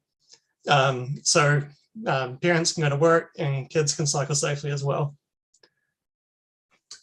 And yeah, the only thing I would say is just, yeah, make sure there's a decent amount of disabled parking with the new development. Because obviously some people still do need to park, but I think a few people could probably just walk.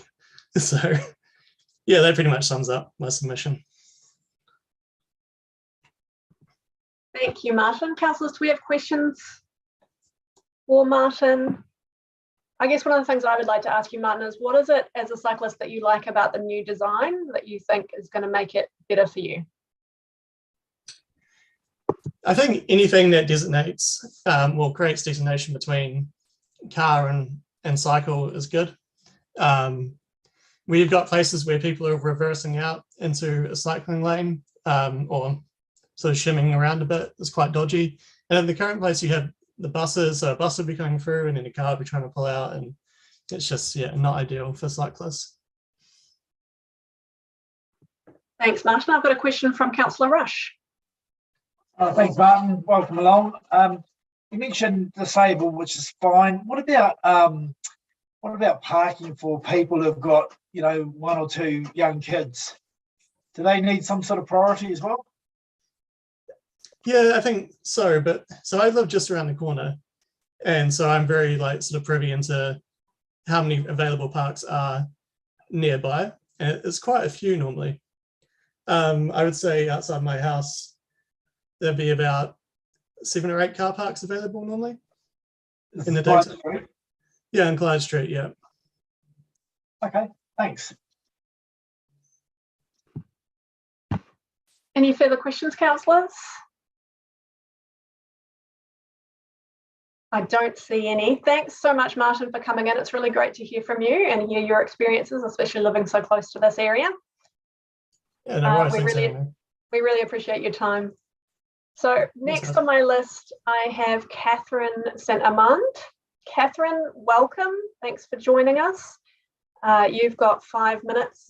You're still on mute, so there we go. Okay, you can hear me now? Yes, we can. Great, thanks for letting me provide a submission.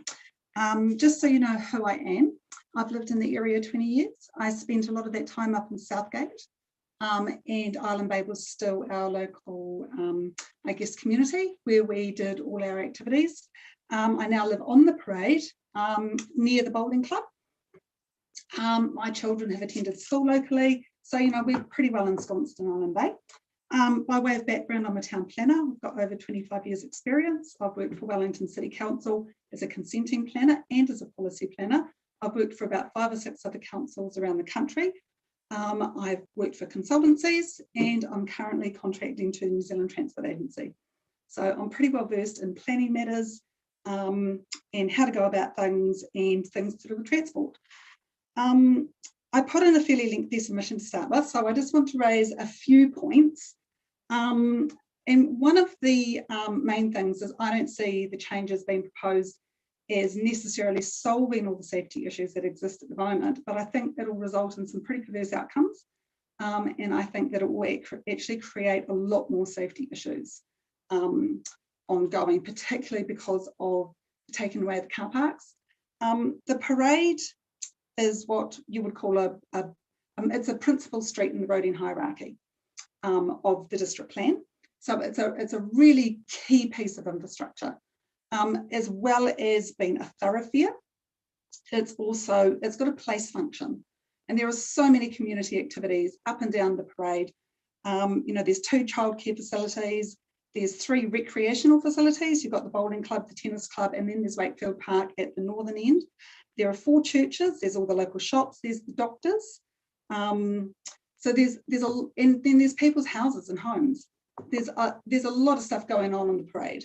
And I really don't see the changes being made as being either intuitive or helpful.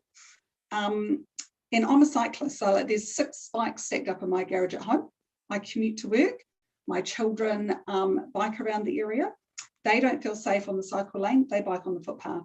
They don't feel safe when they get to intersections because they don't feel like cars can see them when they emerge off the cycle lane through the intersection and over the other side. They get off their bikes and they cross the road, or they just stay on the footpath.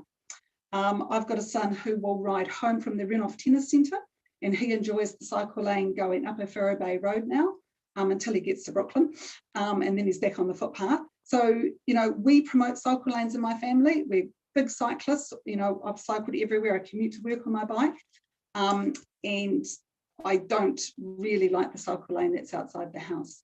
I don't think putting in the separation between the cycle lane and the cars is going to solve all of the safety problems. I think some of the perverse outcomes will be because of the lack of parking, you're going to get a lot of cars circulating around the area looking for car parks. So there needs to be a really clear parking strategy from the council if you pursue these plans. That parking strategy needs to consider wayfinding, so people know where to go to find car parks. It needs to consider the number of car parks that are needed to support the community and all the activities that happen on the parade. Other things that might happen is people will try doing U-turns to find a park if there isn't a park, and that could be quite dangerous. Outside some of the community facilities, if people are having to park on the opposite side of the street, there's not enough pedestrian crossings for them to get to where they need to go, because there seems to be parking either one side or the other. So I think for pedestrians, that could be a perverse outcome. What else do my notes say? And lastly, because Island Bay, it's really primed for lots of infill development. It's a good place to put it. It's a logical place to put it. It's on the transport spine. There's future upgrades coming to support all of that infill, you know, in the coming years with rapid transit and all sorts of other things happening, I really do question if it's prudent to spend this amount of money at this time, titivating around with what's already there. And what I would like to find out from the councillors, if I may ask a question of you guys, is there a parking strategy? If these plans are pursued, is there a parking strategy? Has council thoroughly looked at that, and will that become part of the plan, including plans for pedestrians and wayfinding? Thanks, Catherine. We can't actually answer questions during the hearing, so it's time for us to hear from you. But I promise you that will be something that I'm sure the staff will canvass in the papers when they come out. Okay. We've used most of the 5 minutes, but I'll quickly take a question from Councillor Pennant. Thank you, Catherine, and it's useful to have your professional expertise represented here. So I guess I'm just curious, as a planner, you'll also be aware about our sustainable transport hierarchy, our Te Atakura goals, Waka Kotahi's commitments too. So I just wondered how you fix those all together, and whether you believe that cyclists in Island Bay should have a cycle route, even if this isn't the right design. What would it look like? Kia ora. Hi, thank you for your question. Yes, I mean, it should be connecting up really important places. So at the moment, the cycle lane doesn't connect anything. It doesn't connect the school. It doesn't even connect Wakefield Park to Island Bay. So that's one of the first things. The second thing is it doesn't have to be on the main road. It can go on a secondary road. I think that's really important too. When I cycle to work, I don't cycle up Adelaide Road and over the hill. I go around and I use, I think it's Rintoul Street or Riverford Street. That's the way I cycle. I follow the bus route. It's much, much safer. I think the thought that cycle lanes have to follow the main transport routes an anomaly, and they need their own place. Finding their own place takes a lot of time and money, of course, but cyclists should have their own place, and they shouldn't necessarily be competing with cars. Thank you very much, Catherine. Really appreciate you taking the time to come in and speak with us today. Now, next on my list, we don't have anyone else at the moment from this session, but we do have a few people who have joined us from the next session who I'd be more than happy to hear from if you'd like to go now. So I see Cliff Studman has joined us. Cliff, would you be keen to have your go now? All right, happy to hand over to you. You'll just need to take yourself off mute. There we go.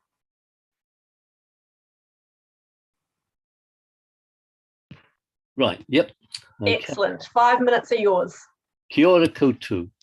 Thank you for the chance to speak, and I do sympathise with you undertaking this onerous task today. Of the live submissions, 63 you'll be hearing are opposed, including cyclists like me, and 20 are for. The opposing ones almost all recommend returning the parade to its original safe design. Both for and against point out the current problems, which I agree with. I'll not try to repeat these comments. So what I do, I aim to speak for 3 minutes only, so you can ask me some questions. My written submission includes a plan for a track from the sea to the city, which bypasses Berhampore. It's page 91 of your notes. And here I'll just summarise my main points from my submission. So first of all, I've been a resident 17 years, regular daily cyclist for over 60 of my years, an ex-engineering lecturer at Massey. So my observations are that south of the Island Bay shops, the track is virtually unused. I've measured it about 1 cyclist per 15 minutes compared to 30 cars and 2 buses. I've no data for north of the shops, but others may have. Current design's dangerous, we all agree, with 25 reported accidents in 3 years on the new track. And those of us like me who cycled it before the change agree the parade was very safe for cyclists. There were no accidents. It was the one safe part of my bike ride from the city to Island Bay, but not anymore. Page 46 shows you a picture of how good the parade was before. And I've noticed that several cyclists use the footpath or the car lane anyway, so they don't use the cycle track themselves. Some problems with the new design. You've heard it all. Most residents live on the hills, access for elderly, infirm, for shops, for doctors, for library, churches.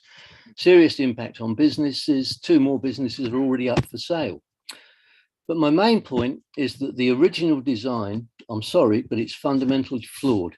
And just like the previous speaker said, there are better options for a cycle track. I'm an engineer, so I prefer to solve problems.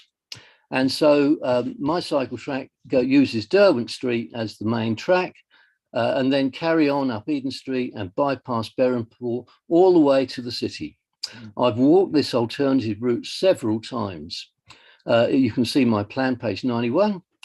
It does require 2 significant earthworks. That's from the city, the descent to McAllister Park, and the descent to Stanley Street. They'll involve some significant cut and fill work.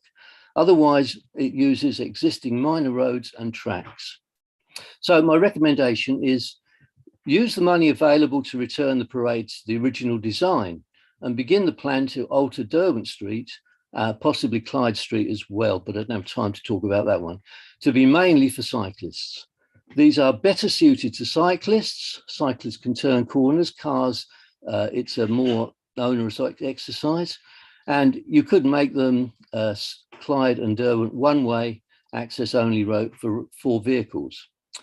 And as money permits, continue the track up Eden Street and onto the city by restricting car park access on these roads. So thank you, that's my submission. Any comments? Thank you, Cliff. I've got a question from Councillor Rush and then Councillor Foon. Oh, thanks, Cliff. You kind of actually stole my thunder a wee bit when you talked about the proposed one-way sort of system on Clyde and Derwent. One thing I would note, though, is there's quite a big steep incline in the northern section of Clyde. Would that still be suitable for cycling, for kids or others to utilise? Yeah, I mean, Eden Street is steep as well, and the far end of Clyde Street is steep too. I fully agree with you. However, I would say that I've biked up the other hills from the city and they're pretty steep too. And also nowadays with electric bikes and with, fit cyclists, I can see that, these are not going to be a problem. I'm getting past the age where I can bike up the hills, but if we have this cycle track I'm proposing, I'll be buying an electric bike because I think it's a great way to drive. As I say, I've used them for years, and really let's do it properly and spend our money for the future and not just look in the past. Thanks. I'll let Councillor Foon ask you a question. Very quickly, Councillor Foon, we've technically used our 5 minutes. Sorry. Thank you, Cliff. And I did enjoy your submission, and I wanted to restore your faith that we are reading them and we are listening to you. And I like what you've proposed. Thank you. I guess my question was similar to Councillor Rush's, but I'll ask it in another way. Yeah. Do you live or know anyone, that we're really trying to target this 8 to 80 idea? How do you think they would be able to cope with that route? Well, as I say, those that are fit, like myself, who's been kept fit through 60 years of cycling, I think that we just, as I say, buy electric bikes and no problem. My daughter's not exactly fit, but she already bikes. She's got an electric bike and she bikes up to Buckley Street. So she does some big hills there. So, I don't see that problem. It would be great for everybody. That the track I'm proposing has access also over to all the walks and tracks on the hills side on the west side of Island Bay. So it just is starting to become part of the interconnected city cycleway. And the big thing about it is the cars are suited to the parade and they can use the parade. Put the cyclists on Derwent Street and they're safe because Derwent Street is not strongly used by cars. As I say, Clyde Street's another problem, but yeah. Thanks, Cliff. Thank you very much. That's our 5 minutes. Really appreciate you taking the time, Cliff, to come and join us and share those ideas with us. Well, thank you for your time. And as I say, I don't envy you your job, but thank you for listening. Thank you. Now, again, I have another person who's joined us from a future session who I'm more than happy to hear from. So, Joelle Gregilla. Joelle, welcome. Kia ora koutou. Thank you for having me. I can't imagine that I would have very much to add. Those last two speakers have just so beautifully presented, the things that were on my mind. I do cycle. I do sell electric bikes. I love seeing so many people who are coming back to cycling because of electric bikes or changing their lifestyle because electric bikes are allowing them to commute. It gives me goosebumps to even share that with you, honestly. And so, yeah, you're right. The hills and the wind, if you've got an e-bike, you actually look for them. And it is giving a lot of people that option to find alternative commuting. I ride up and down on my e-bike and on a normal bike, and I really am not enjoying the cycleway at all. I didn't like it. I'll admit it from the beginning. I was biased, but I thought, no, I'll try it and be honest. And I've tried it and I don't like it. It's scary. You know that you're not seen. And I guess you guys all have emphasized this point, it's dangerous, but I don't know if you understand why it's dangerous. It's created more things to look out for. So if you're a pedestrian on the sidewalk and the cycle path goes up behind the bus stops, now you're looking for bikes coming. And as a cyclist, you're looking for people getting on and off the bus. You're looking for cars coming in and out of their driveways. If you've got cars coming into their driveway, you can't see them as a cyclist because you got parked cars in front of you. They can't see you because the cars are in front of you. I understand the need for a lot of cyclists to want to feel safe, but I think hiding them behind the cars is doing exactly that. It's hiding them, and you'd be better off putting the cycle lane next to the road where we're used to seeing traffic and looking for moving objects, and then just separating it, like they said, by a lane or by pillars or whatever. I would love to see the parade put back the way it was. I understand that it would be a hard pill to swallow, but we also I'll go back to those meetings that we had at the church a few years ago, where we were promised that all of our hard work and all of our brainstorming and those workshops would go straight to council. Paul Eagle stood there and gave so much of his own time and was almost in tears and embarrassment for the way the other councilors didn't take on the results or whatever. And when the list came for, the options, oh, here's our options. Our option wasn't even on that list. It's sad and it frightens me in terms of democracy. I mean, come on, New Zealand, this is important stuff. So you're asking for us and you're listening to us, which is phenomenal. I couldn't do this in the United States. I could not sit on a Zoom session with my counselors. I love New Zealand, but then let's do it. Let's do it. We're doing this. You're hearing us. We're telling you, put the parade back. There's engineers with amazing solutions. Bless you guys for doing what you're doing. I love New Zealand. It's just awesome that we have this opportunity. Yeah. Thanks, Joelle. Great to hear from you. Councillor Rush, I thought you had a question, but you put your hand down. You forgot it. Councillor Pannett is here, coming to your rescue. She's going to ask a question. Thank you, Chair, and I'm glad to hear that you so love Aotearoa, Joelle. I guess I haven't asked this question yet, but I'm curious about the community's response to the fact that we are very concerned about climate change. We've had a recent very, very serious report saying that some of the impacts are now irreversible. Island Bay is very vulnerable. I'm just wondering, do you think there is community support for contributing in a positive way, like everyone else is, to just trying to reduce our emissions from the transport section, as long as the council's walking along beside you? Do I think that people are wanting to make a change in their lifestyle in order to support the environment? Is that what you're asking? Yeah, well, I guess is the community behind efforts to reduce our emissions from the transport sector?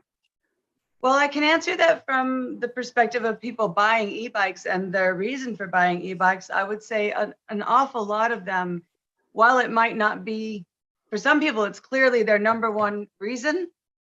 For other people, fitness is their number one reason. And for other people, they have a third reason. But it's always one of the reasons. And it's always the reason that makes them feel the best about committing to that sort of change. They want that lifestyle change. They like the idea of making a positive contribution in that way. So I'd say it's there, definitely. Thanks, Joelle. We have used our 5 minutes, but I will very quickly allow a question from Deputy Mayor Freak. I just wondered, you've raised things about the cycleway. Is it more that it's not safe, or is it more that it's going to take away parking? Oh, no, it's just that it's not safe. I mean, I honestly would rather not ride in the cycleway. And so a lot of times I actually ride up the road, but then some cars get really angry at me and they shout, use the cycleway. Or if a car is coming, I'll courteously dip out of the way and into the cycleway to let them go past. But I really feel like I'm unsafe because I'm not seen. Yeah. Thank you. You're welcome. Thank you. Thank you. Thanks so much, Joelle, for coming to join us. We really appreciate you taking the time. Thanks for you guys. Yeah. And next on my list, I can welcome Laurie. Thanks for joining us, Laurie. You've got 5 minutes now. Over to you.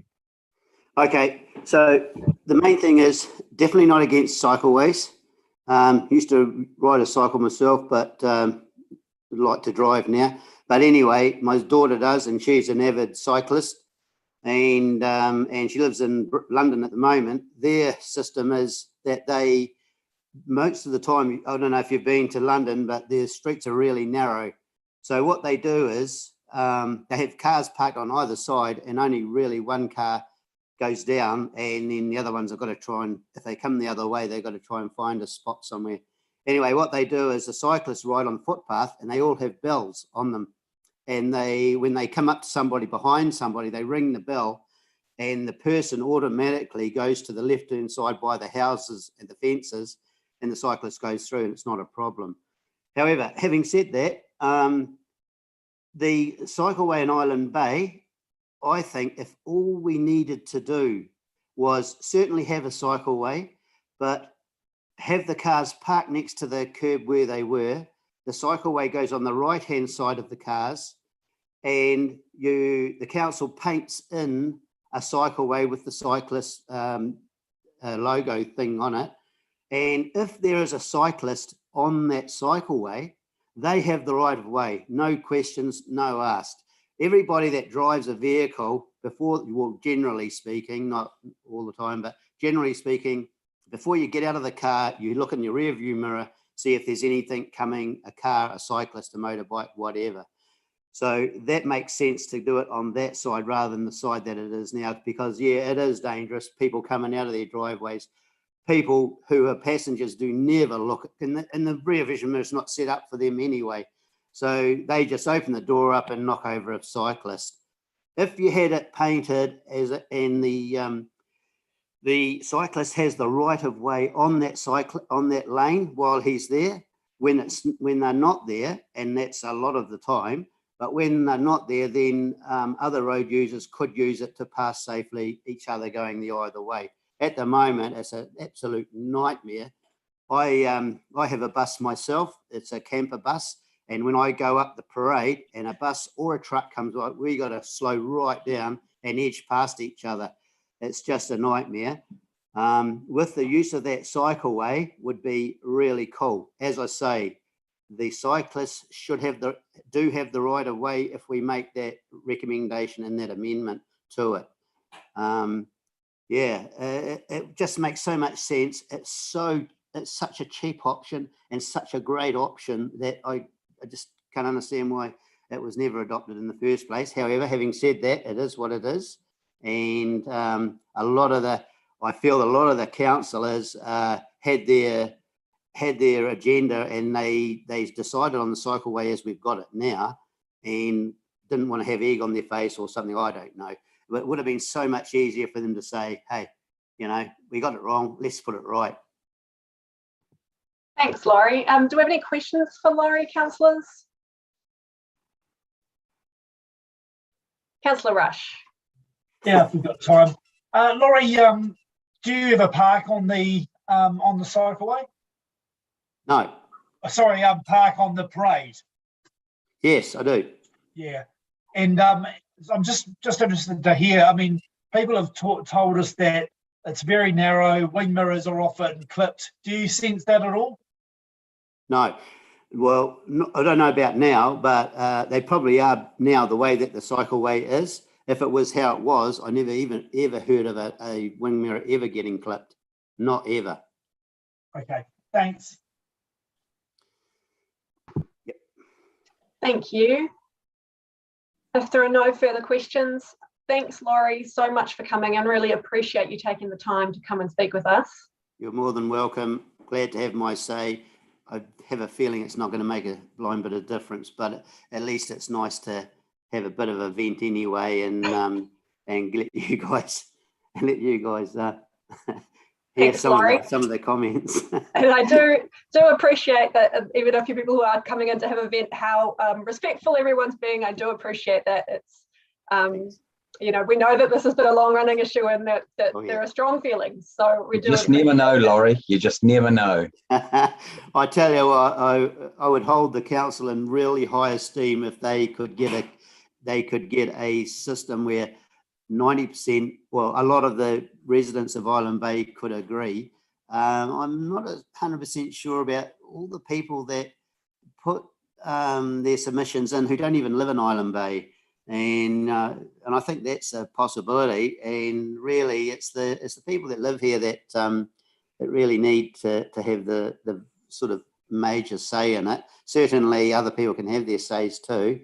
I like what they did around the cycleway around Oriental Parade. There doesn't seem to be a 1 inch of problem there, but we do. But anyway. Thanks, Laurie. Okay, thanks very Good one, much. appreciate it. All right, councillors, we've got a couple of more people in this session who we haven't heard from and who may yet be joining us. So I'm going to propose once again that we adjourn just quickly until 12:35, so you can have a very short break. We'll come back at 12:35 and see if either James or Jonathan have joined us at that point. All right, thank you. Thanks.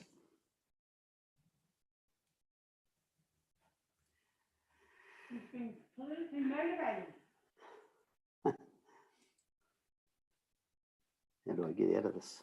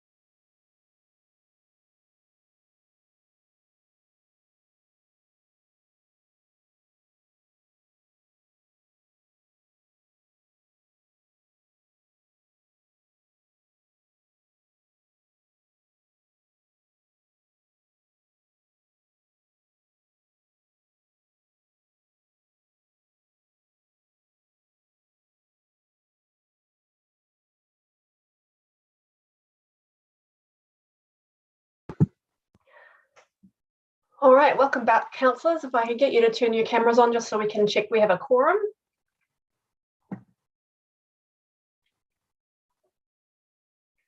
And I can see Jonathan here, so I know that we've got at least one public participant ready to speak with us.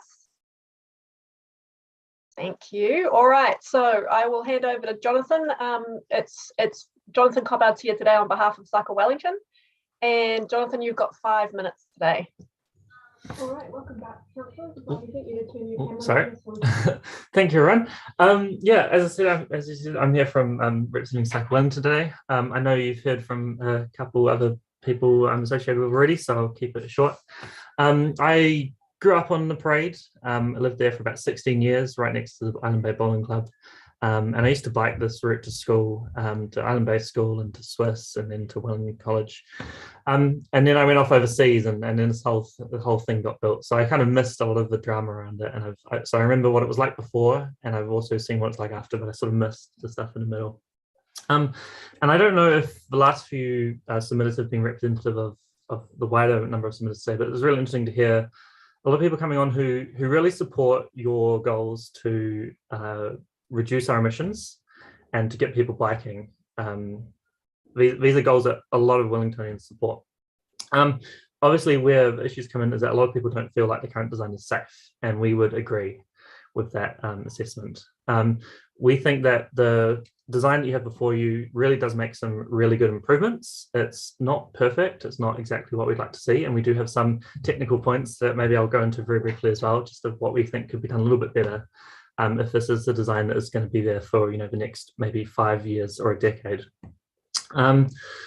In terms of what some of the submitters are saying and what we have identified as the risks or the hazards of existing design is the lack of separation from parked vehicles and the lane. So we're really happy to see those separators go in. I note there's this design over in Rongotai, and I bike through there, and it feels quite safe having those separators. Those parked cars are away, and you're not having a risks of doors getting opened in front of you. The other thing that people were talking about, and we would agree with, is the lack of visibility of cyclists. So I think this is a really key point to acknowledge, is that one of the reasons why this design is actually so dangerous is because of the attempt to put as much parking as possible in that original design.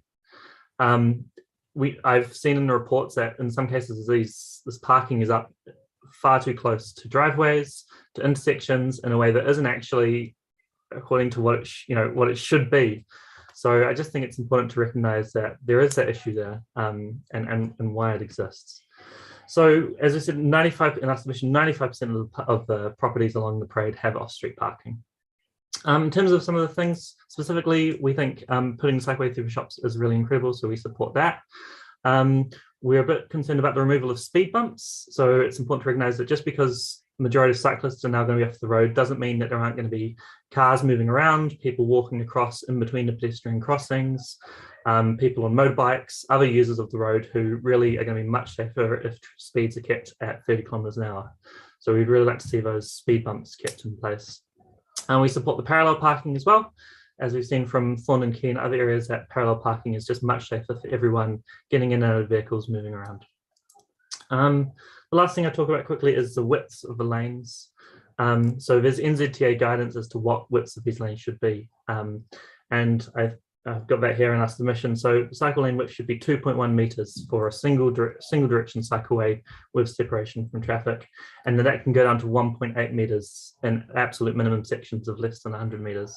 So if this is this is a temporary design, but when we think of how many people are going to be using this design once it connects up into the city, we think you should get this right now and get those widths right. And also in many cases there's drains in that cycleway and the width is not increased in this area. So that width is actually getting really, really, really narrow. And yeah, I think that is it. So happy to take any questions on any of those points.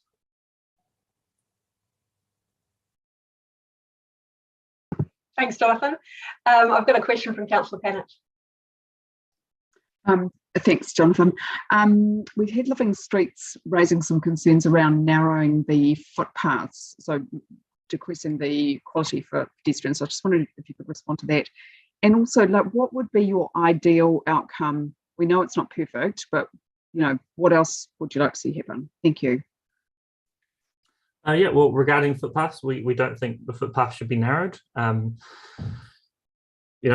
think there's still parking on that in areas that if there are width issues, then that should be where it's from, or by moving angle parking to parallel parking, that's where width should be found. As we said, this is an improvement, so we're totally happy to support it. We're not going to fight every tooth and nail to get the perfect thing in, but this is a huge improvement, so we support it.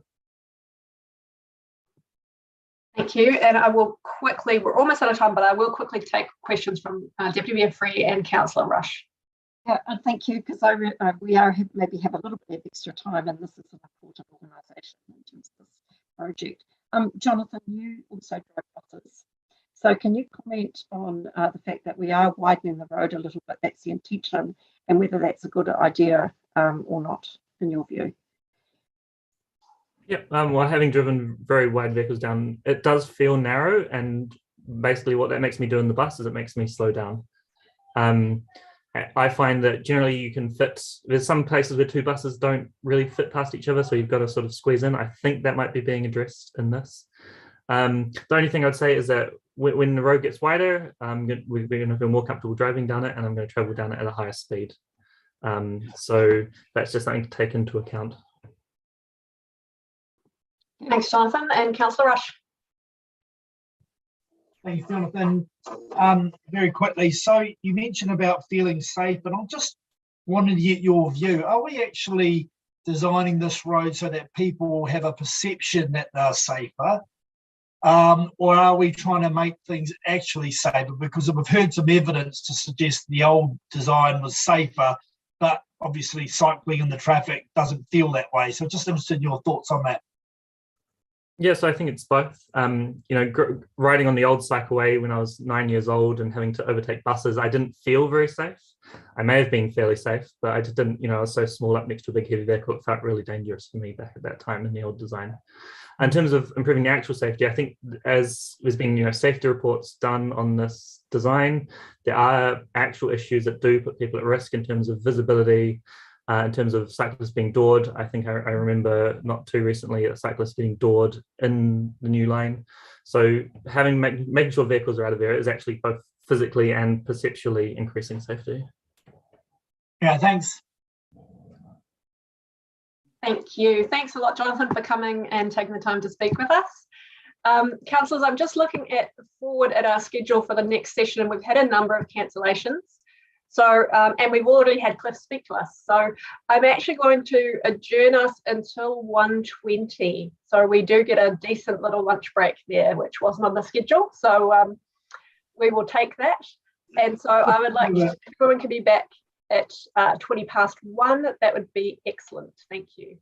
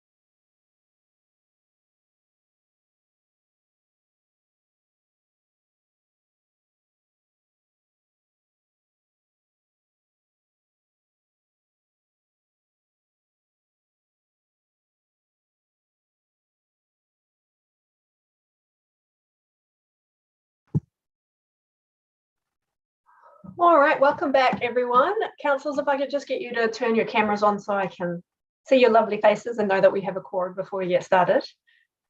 I can see that we do have Alex Dyer with us in the room, so I know we're going to have a speaker. Hey, Alex. Just give us a second while we get quorum and make sure everybody's back from lunch.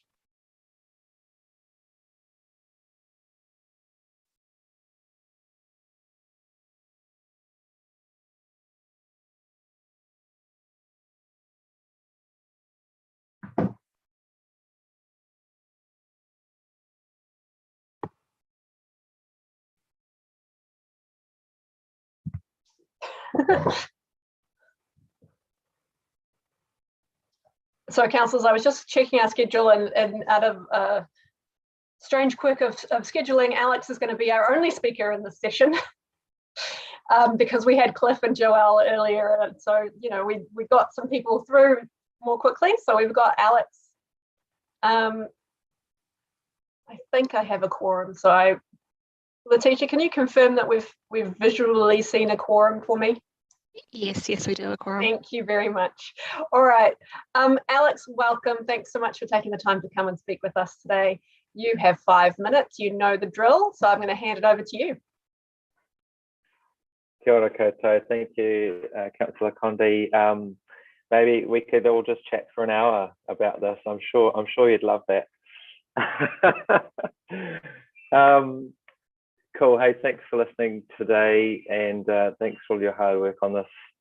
And thank you very much for the evidence that the council is showing that they're taking cycling as a mode of transport seriously. I really do see that happening. It's a good opportunity. Good to see an opportunity to make some improvements to Island Bay. I'm really supportive of most of the changes, and I'm really especially grateful to see the 2 cycleways connecting through the shopping centre. So it will become 1 cycleway. That's great. I believe it will further support greater uptake of bike riding by more people, and most importantly, people of varied demographics, not just middle-aged white guys riding to and from work, which is getting rarer in itself as well in these odd times. So also just, yeah, it's good to see some of the recommendations of the safety audit work that has happened since you first built the cycleway being addressed and accommodated in this package of work. I'm also really positive about this becoming a part of the growing network effect focus for the Pāniki Pōneke bike plan. That framing and that mahi is, I think, going to be a very, I hope it will be a very powerful and liberating program of work, and this can be a part of that. So it's great to see. So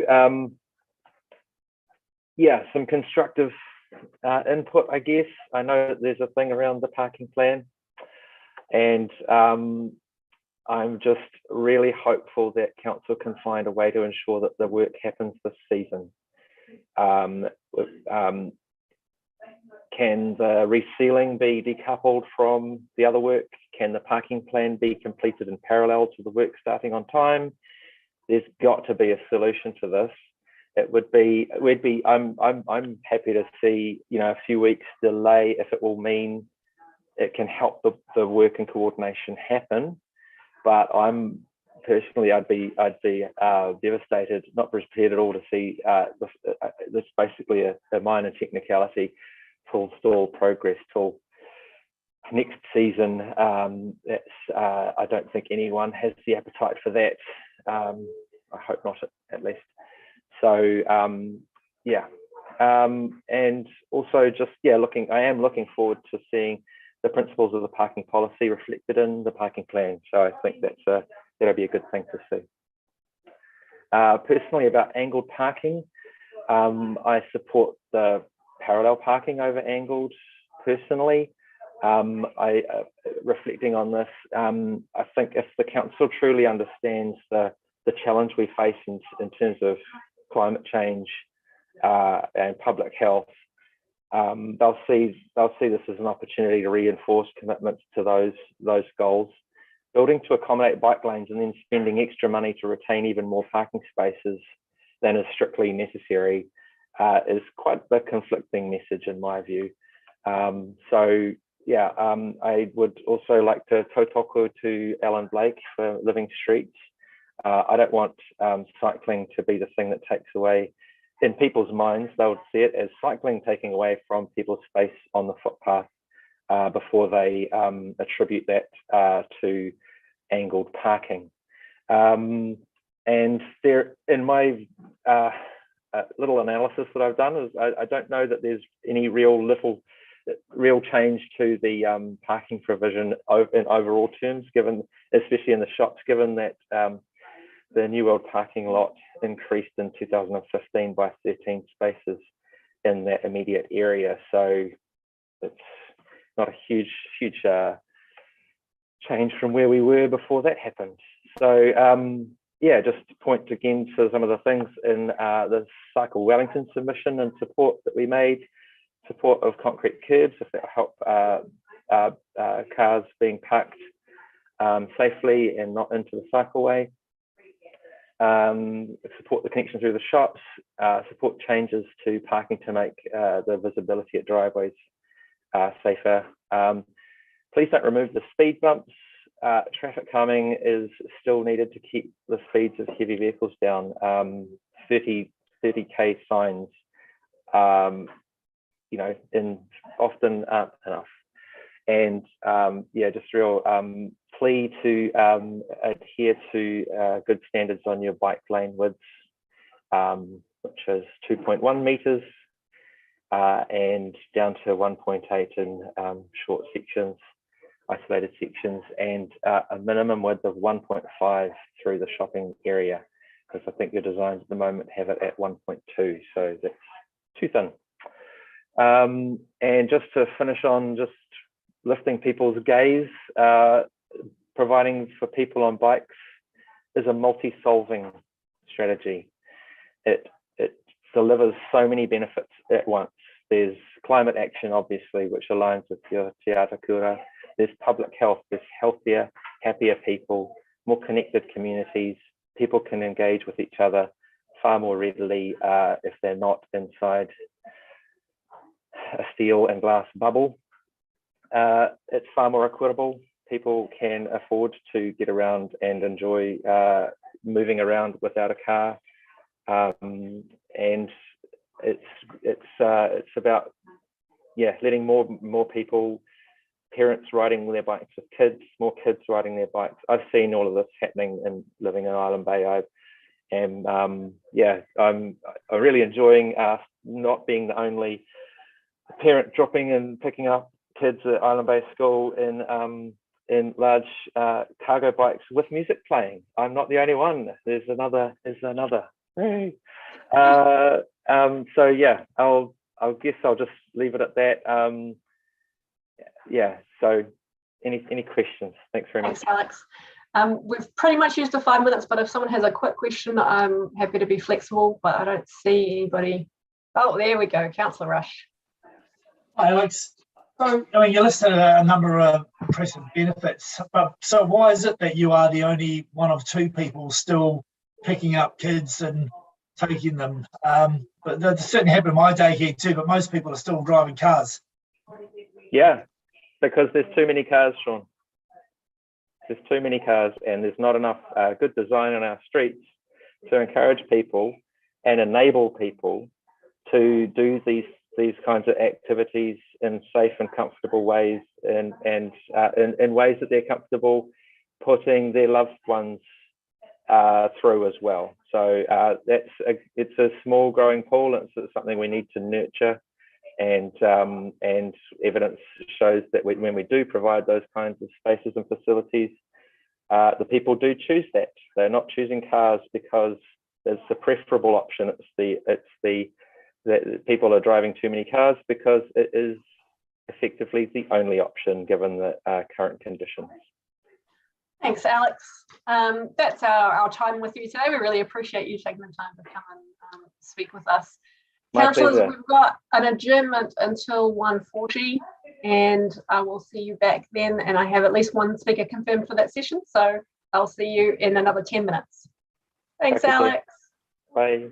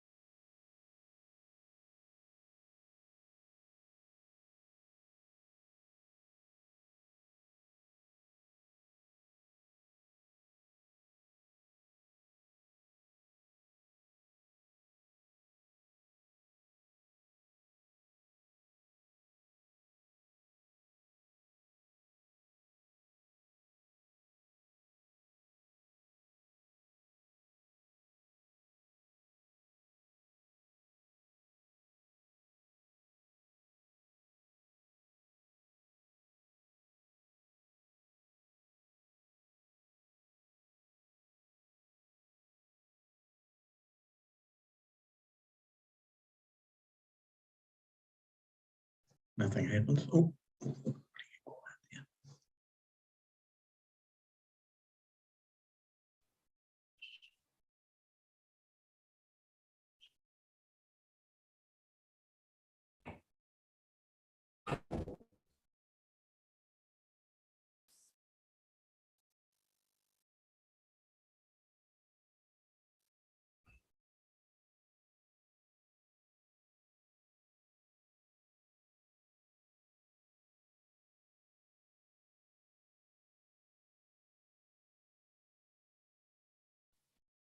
Councillor Condé has just lost their internet connection, but is in the process of rejoining us.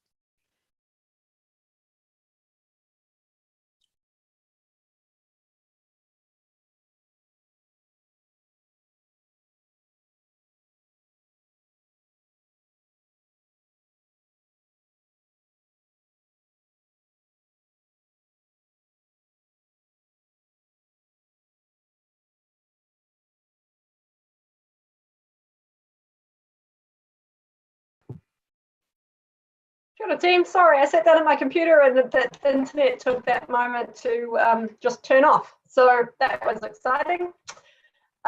Thank you for waiting. It looks like we've got a lovely set of public participants that I can see in the room ready to have a chat with us. Let me just find out. First on my list, I have Alistair Wanoa. Alistair, welcome. You will have 5 minutes. And you can either use all of it just to give us your views, or you can save a bit of time for councillor questions. Over to you. Okay, how do I screen share?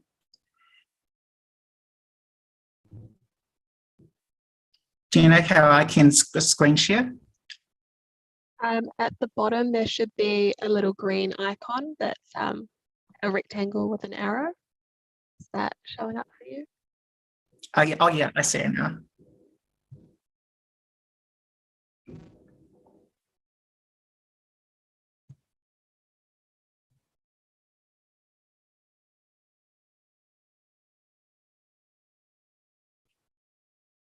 Can you guys see my screen or?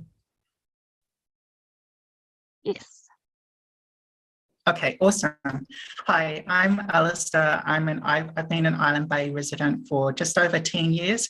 I was brought up as a child in Mount Cook. I used to stay at some council flats. But yeah, I'd like to thank you, the council, for inviting us as a community to this opportunity. I just got a quick video that I'd like to share and play. So just voting on some quotes from Microsoft CEO, listen to your customers and employees, they're your most valuable assets. And also I'm from Island Bay and noticed that Island Bay is like about 7 kilometres from the central city. And one of the proposals that was listed on stuff was actually really good because it doesn't take out the parking. And I've noticed that there's been a huge public interest from the Island Bay community that we like to keep things simple and safe for community while balancing the road use for all rather than being just pro cyclists only. So one of the ideas from some scriptures, because I'm kind of a Christian, is planning without consultation is doomed to fail. So as we can see here in this illustration, people sharing the roads, it's something that Island Bay residents do very well. And you can see in the road layout here and at the shops, they've got these partial intermittent road markings.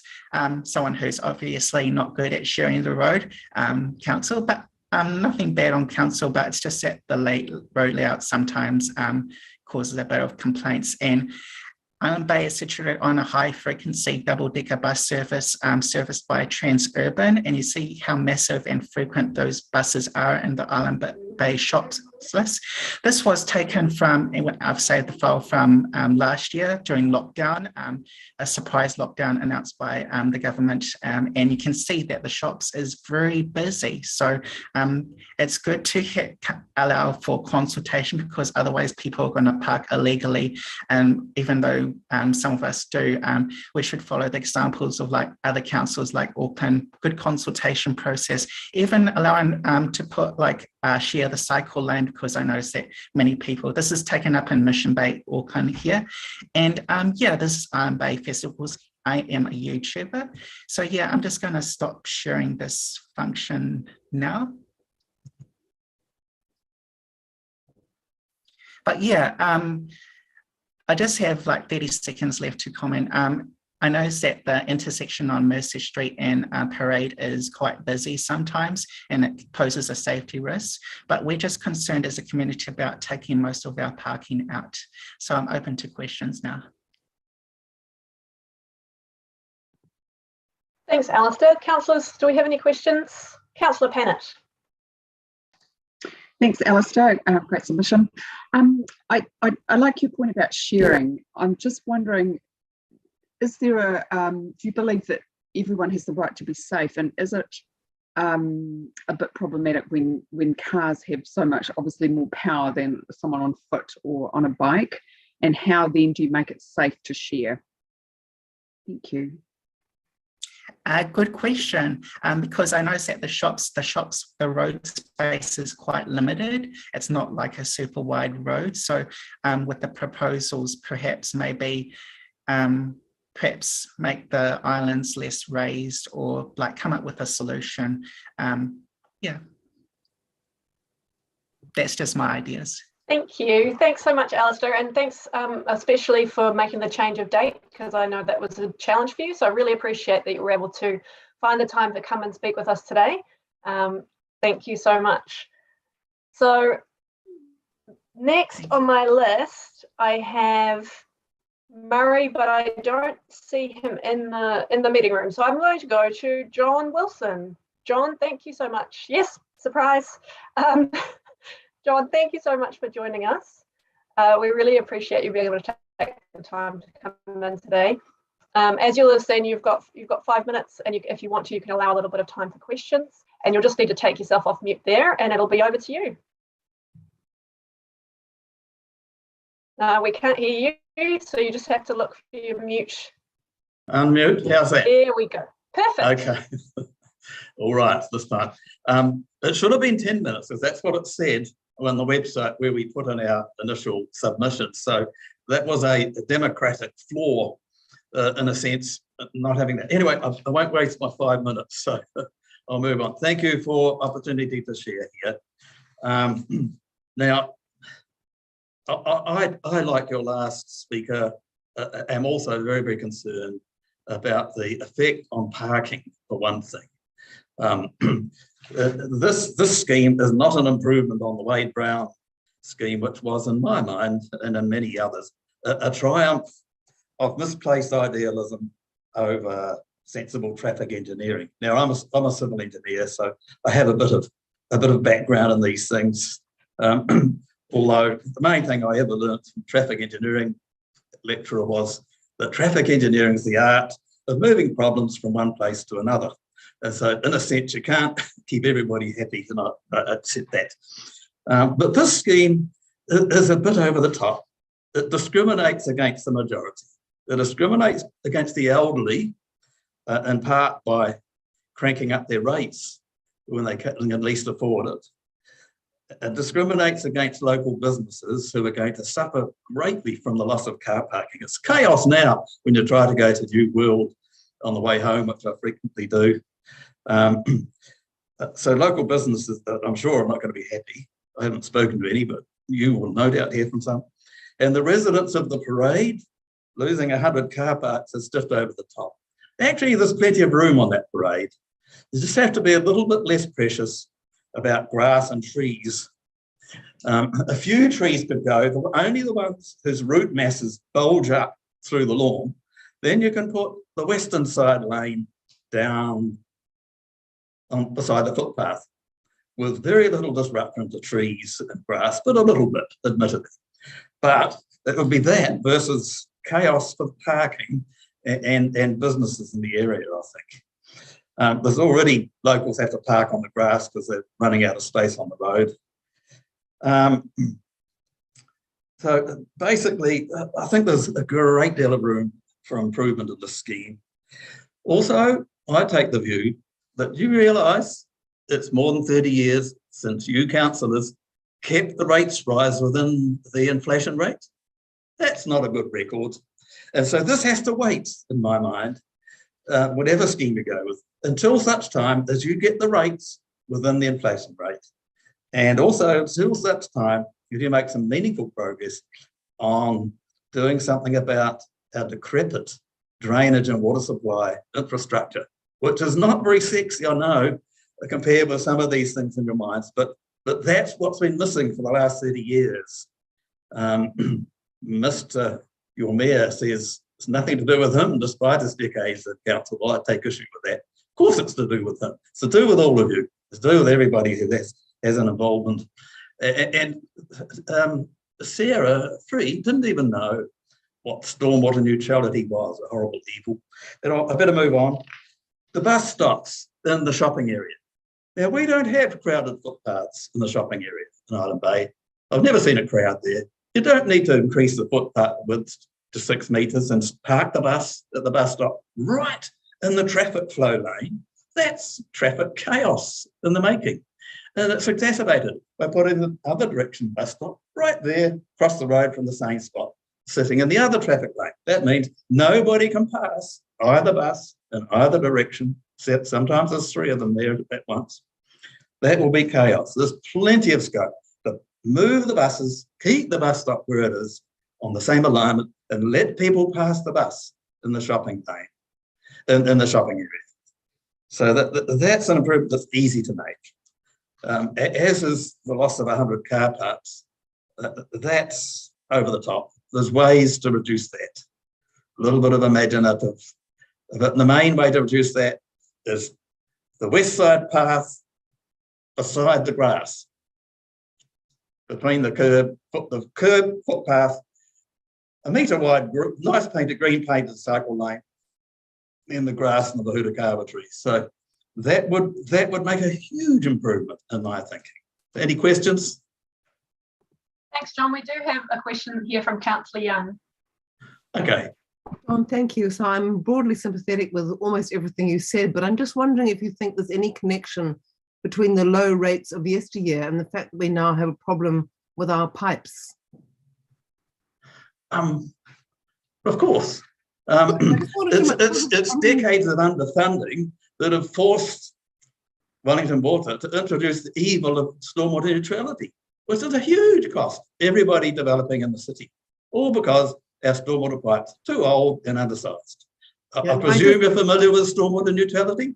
No, do you know, I'd never heard of it before. I mean, I know what stormwater is. This is a very sad but I can, because I'm not, that's not my field of expertise, and I'm really good on punctuation and things like that. But I'm happy to find out from someone who is an expert, and I don't want you to waste your time explaining it to me now. Thank you, though. Thank you. Sarah Free did offer me a chance to come and speak to you all on that subject. Yeah. We'll organise for our staff to give us an update on it. Yes. Okay. Yes. Thank you, Sarah. I can assure you, John, that stormwater neutrality comes up a lot when we're talking about the district plan and our district plan councillors group. Yeah, it's not the subject for today, I know. It's a hot topic. Yes. Thank you so much for coming, and that is your 5 minutes. I really appreciate you taking the time to come and speak with us. Okay, thank you for listening. I hope you did. Thank you. Okay, then. Bye then. I'm going to sign off now. Thank you, John. Okay. All right, I'm looking. I don't see Murray or Patrick or Cheaton in the meeting room right now. I don't think. Letitia, am I missing something? No, none of them are present in the room. Okay, thank you. I can see Andrew Wheatley. Andrew, can we surprise you and put you onto our speaking list now? Is that all right? Yeah, no, that's cool. Can you hear me okay? We sure can. So you've Excellent. got 5 minutes. Over Okay, to nice. you. All right. I just thought I hope you don't mind me reading. It'll just keep me on track a bit more. So I just thought I'd outline a few observations. They're really just thoughts as a resident, as a cycle commuter, and as a motorist. So the parade, I think, is a key feature of the Island Bay community. I grew up there as a boy, and I live there now in my own house, which is around the corner from the Empire. Part of what makes the community vibrant is the local shops, pubs, library, and cinema. Access to these facilities relies on convenience and finding suitable parking. When shops find it no longer viable and are forced to close, I really feel that the heart of the community starts to die. And I'd really hate to see that sort of happen through losing additional parks. When things are really busy, obviously the New World car park gets very, very choked with cars, as does Medway Street and sometimes all the way down Derwent Street. And the cycle lane in its current position has taken away a number of parks. I understand that more are due to be removed to increase safety and visibility, but I think that's only if the cycle lane stays where it currently is. I'd prefer to move it back to the original location with a continuous green painted band on the road. This would alleviate the parking numbers, provide a wider vehicle carriageway for buses, and improve visibility for cyclists and driveway users. Island Bay is also still a growing suburb, and I think the demand for curbside parks is quite huge. The other thing is that people coming down to the shops often live on the hills, so it's quite impractical for some elderly or others to actually walk back up the hill where they're shopping. So observations as a cycle commuter, and I do use the bike lane. The current arrangement has caused me to take evasive action on probably 5 or 6 occasions from motorists who see me at the last minute while they enter or reverse from their driveways and at intersections. I've had near misses from cars turning left and not seeing me, or turning right from the opposite direction. I've had passengers exiting parked vehicles opening their doors on me. I've had tradespeople carrying materials in front of me across the bike lane. I consider myself, and this is in all seriousness, I consider myself very lucky not to have had a nasty accident on my bike in the cycle lane. I think the cycle lane is unsafe, and where possible, I avoid it and prefer to use Clyde Street or Derwent Street. That's not within the spirit of the cycle lane's intention. I'm also a competitive cyclist, and I've done many, many kilometres on training on busy highways. I consider it to be safer riding along State Highway 2 with B trains and trailers going past me at 500 millimetres away than I do travelling down the cycle lane approaching intersections. As a motorist, it's incredibly difficult to see cyclists in the cycle lane. A left-hand turn is really, really difficult, and I've come to a halt on occasions to check cyclists over my left shoulder as I'm turning the corner, say, into Mersey Street. Cyclists are actually right in your blind spot, and at times I've come to a halt at that intersection. Or sometimes I am sorry to say that I've been 99% sure there hasn't been a bike there, and I've carried on round the corner, hoping like heck that there wasn't one. Finding a park in the New World or to use a vet clinic and places like that can be difficult at times. And I think that if more parks are lost on the parade at the shops, this will become even worse. When I'm on my bike going through the shopping village, the way the whole thing is blurred actually feels quite safe because you're there in the middle of the road, everyone can see you, and it's a nice sort of 30-kilometre quieter zone. So in conclusion, I think that if it was returned to the way it was, we'd have enhanced visibility and better safety for cyclists, that's my opinion. We'd have wider lanes for vehicles. We've had suitable number of car parks for local businesses. It would be a modest cost to implement it, and there'd be better visibility for residents on the parade using their driveways.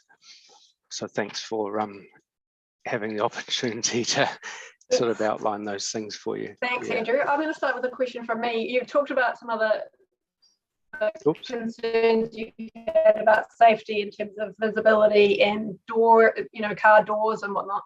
Do you think that the changes proposed to remove some parking will improve visibility?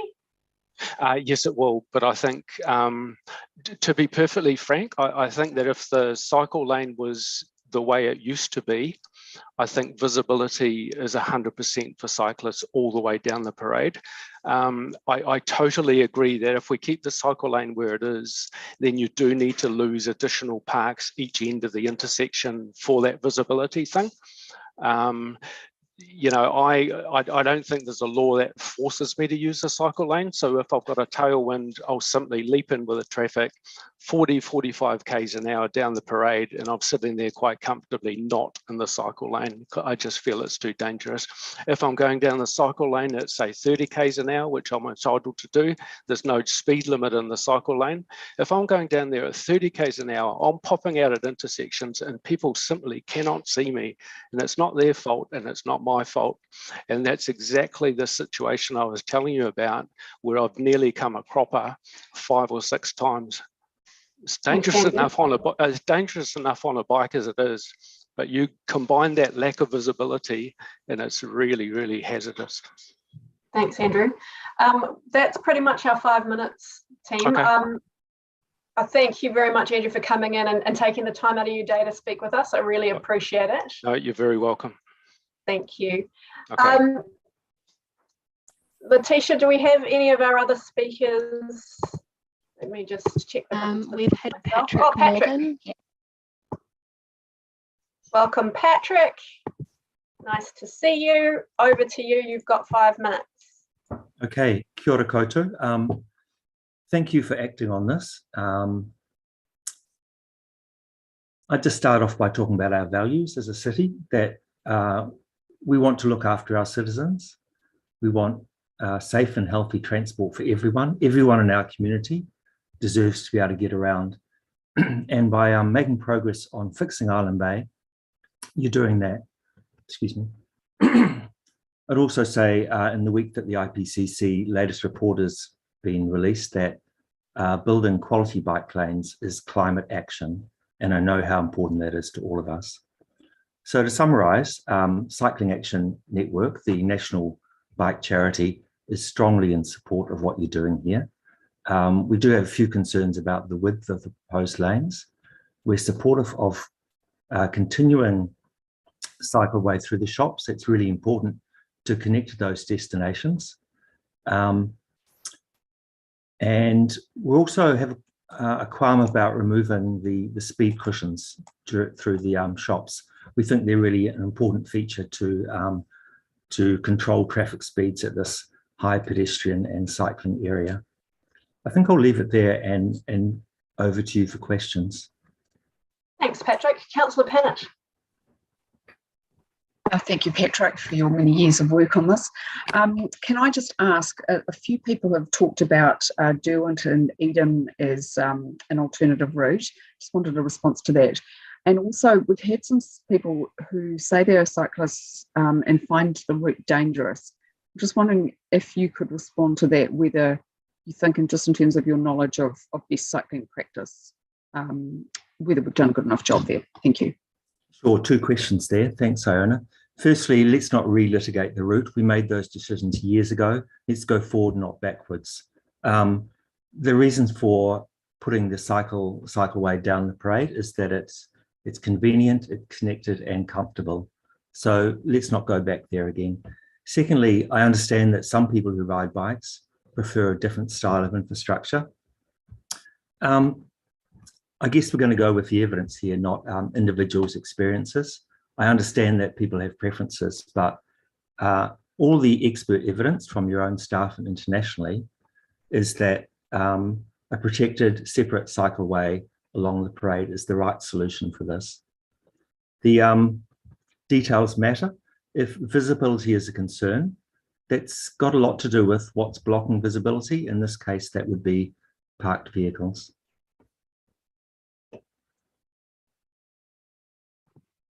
Thanks, Patrick. Other questions, councillors? Sorry, I'll just add there, we're designing not for the few who like to go fast, but for the many who want to take trips around their neighbourhood.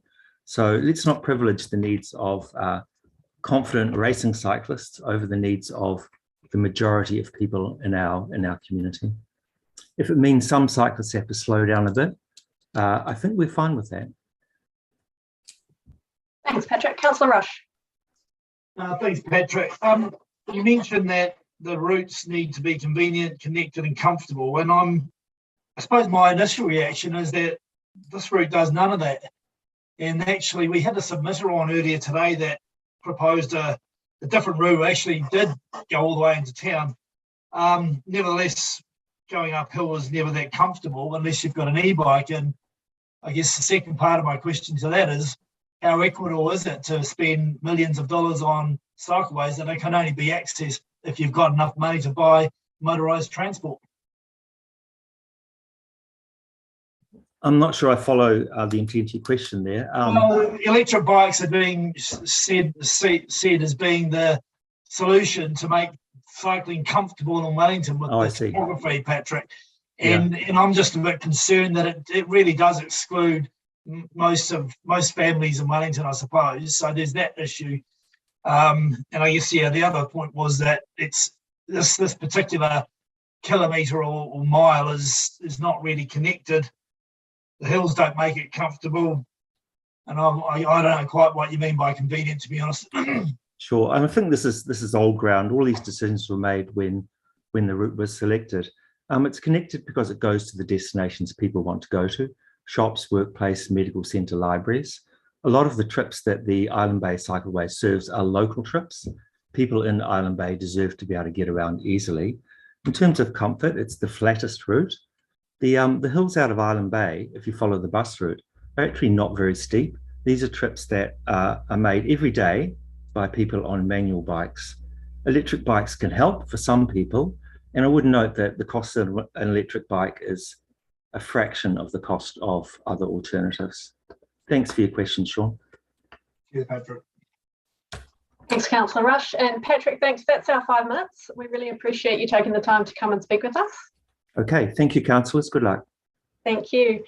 Now, I understand that we do not have Murray or Chetton in the meeting room at this point, and we have several cancellations in the next session. So at this point, our next speaker is scheduled for 2:50. So I'm going to suggest that we adjourn at this point and come back at 2:50. That's 10 to 3. All right. Thank you, everybody. Seems a waste. We're all online. Have a chat, but probably can't do that, can we? Not really.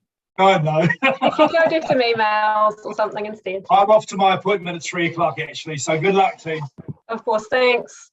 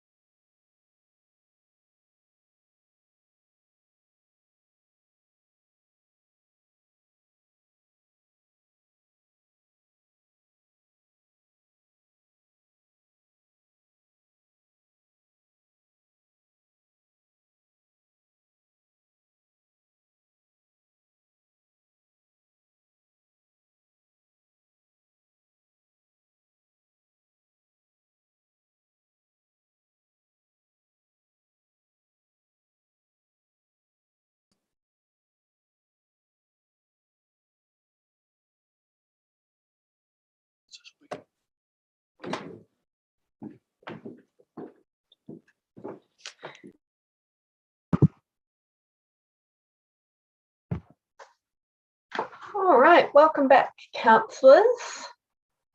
If you could turn your videos on so I can see that we have a quorum, that would be wonderful.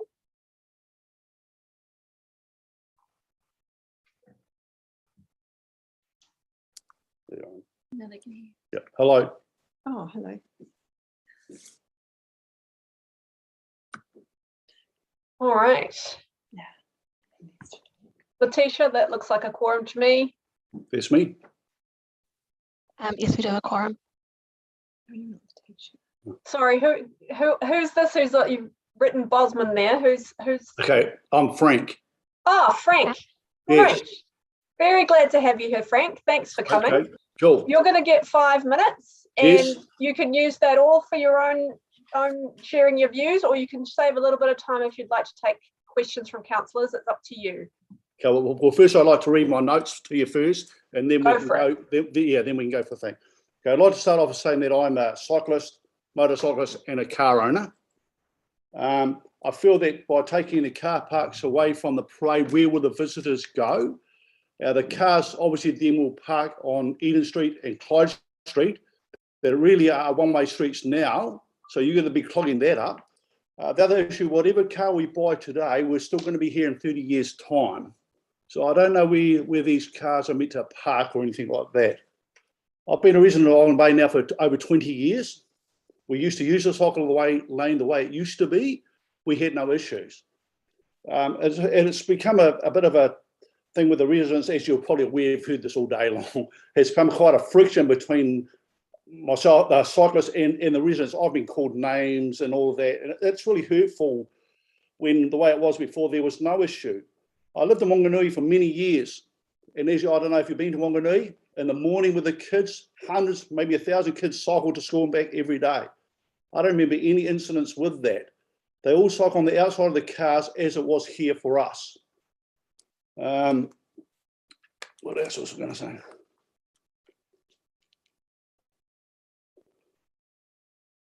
As I said to you, I was a motorcyclist for many years. I had probably more accidents on my motorbike caused by cars than I've had on my cycle. There is no such thing as a motorcycle lane. So if we're talking about safety, there's one thing for another, as far as I'm concerned there. We're going to go all to electric cars. We're going to need a electric thing outside our own homes. So obviously with the ones gone from the parade, these people will be like a lolly scramble to park in Eden Street and Clyde Street. So that means I will not be able to park outside my own house in Clyde Street to charge my car. Has this issue been looked into or thought about the future? Because cars really, we all know, as nice as it would be to get rid of them, really aren't going to go anywhere. We're all still going to buy a car. And my kids will buy a car and all that. It feels like with the council, once again, it's not a personal take on you, it feels like with the council, we go through all these motions and outcomes, but there's no really satisfactory answer for the residents that are actually affected by these things. It's a cycleway to nowhere. So unless you're going to be up front and say that the cycle lane, eventually you're going to get rid of all the car parks on Rental Street or Adelaide Road and past the hospital, unless we're up front about where this is going to go in the future, I think it needs to be forthcoming, because it's going to be a really effective thing. And for us to say, oh, look, we'd like to reinvent the wheel and have a tram going down the parade, well, we've been down this road in the 50s and all that. It was taken out because it didn't work. So once again, I don't know why we're going down a road that we already had. We're going to infill housing. It's going to be a major problem for us. There's now we don't actually need to have car parks on our property. Where are these cars going to go? Where are these cars going to be charged? I think one of the other things that I find very disappointing at the moment is some of the behaviour of the cyclists we have today. I think that we all could be honest and say, look, they don't give way, they go through red lights, they get very nasty at us if you get too close to them and all that, when we all really need to get on and share the roads the way it is. So I'm wondering when there'll be a traffic thing that will deal actually with cyclists. It seems to be a free-for-all for them, but not for the car user. I know it sounds a lot of ranting, but it's just like, say, you've only given me 5 minutes of this. So I'll say, the shopping centre. If you stand outside the shopping centre in any day of a business day, they are always full. As soon as one leaves, another one takes it out.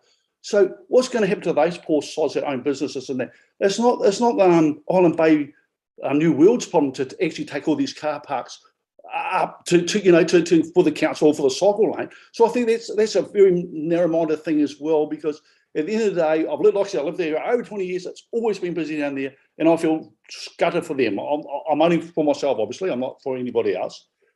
These are just my thoughts on myself. I see there was people going around looking at car parking last week in Clyde Street and all these other streets. Well, I thought that was a bad thing to do, because you did it during the daytime, when really the true fact of the cars parked here is actually at night, when people come home with their cars. And that will show there won't be enough car parks to go into Eden Street and Clyde Street to take up what needs to come off the parade. So I think that, has that really been looked into as well? People don't want to push it down now. Yeah, we all come to a stage where we have to respect each other. But sometimes I think that we felt that we are getting something forced down our throat, when obviously, if we're honest, all the meetings that you probably have for the community and all that have been actually anti this thing. There's a handful of people that want it, and that's fine, but actually, where does the majority go? And I feel myself that we've come to a thing in life, as yourself, you're not a young bucking anymore, that the people we're paying don't listen anymore. And it's very concerning that we've got to a stage in our lives where actually, what's going on here? We all need to get on, we all need to love each other, but it's caused a friction. And it's a sad thing that we've come into this point that this sore is getting bigger than smaller. Thanks, Frank. I don't know how you can their thing. Thanks, Frank. That's your 5 minutes. I'm happy to take any closing. Who's It that goes flew by? fast, eh? Oh, unbelievable.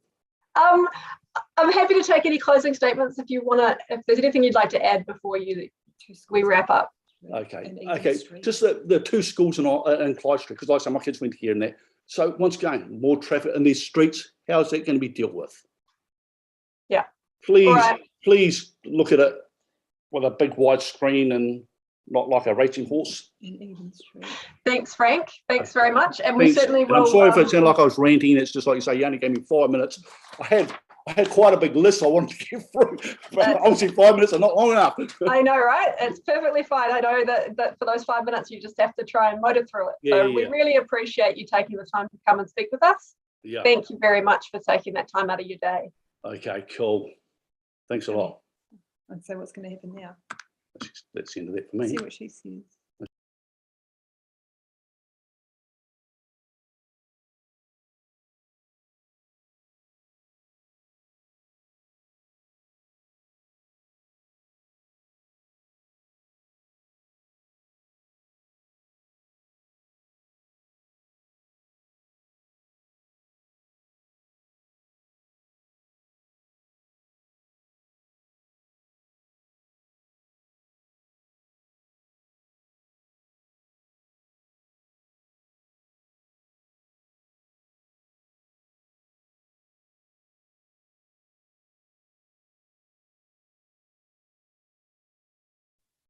It seems that we've lost Councillor Condie for the meantime. Would Deputy Mayor Free mind continuing to chair the meeting?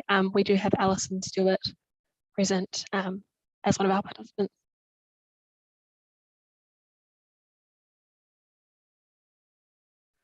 Sorry, you are on mute, Deputy Mayor.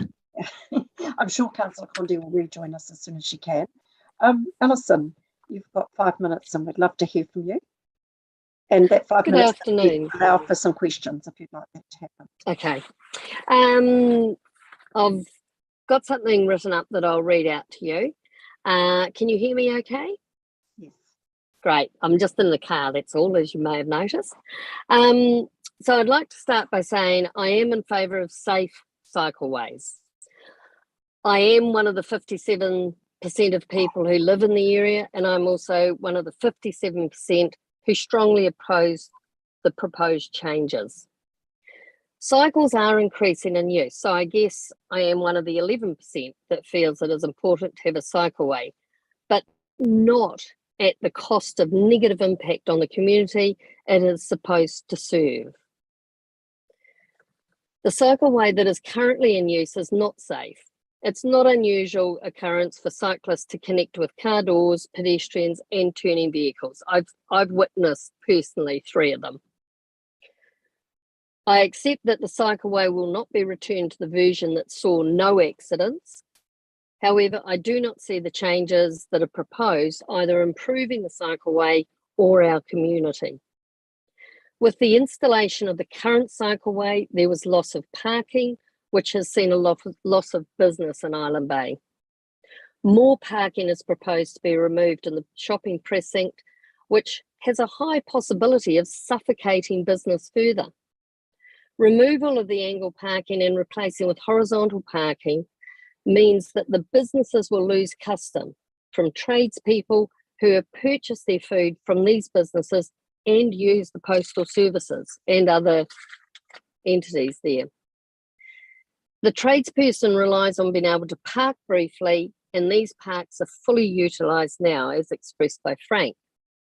By reducing them further, it is the businesses that will suffer and the Island Bay community through loss of services we currently enjoy, and we don't feel this has been understood by the council. I live and work in Island Bay, and when I have visiting business people, there is only one cafe currently that parking can be guaranteed at any time of the day that they're operational, and that is not in the shopping precinct.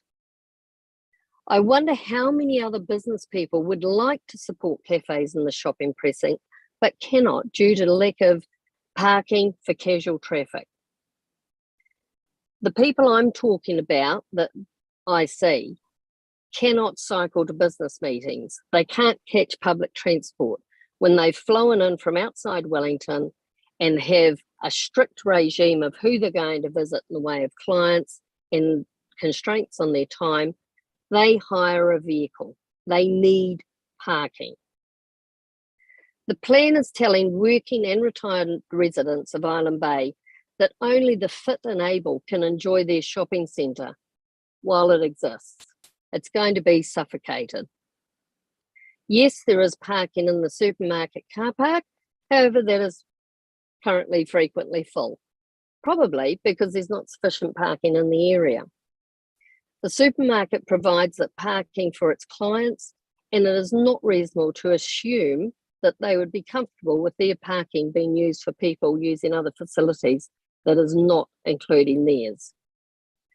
Removal of parking along the east side of the parade from the shopping precinct to Shoreline Park. This is another really huge issue. It's actually not clear what this is supposed to achieve. However, there are residents' vehicles parked on both sides of the road along this full length. At the moment, the bowling club parks don't tend to get taken up. My concern, though, as a lawn bowler, is that the few parks the Island Bay Club has outside will immediately be taken over by residents. This creates an issue for our bowlers who do need to use vehicles to come to our club from other clubs and from their own homes, wherever they live, whether it be Island Bay or as far as Miramar.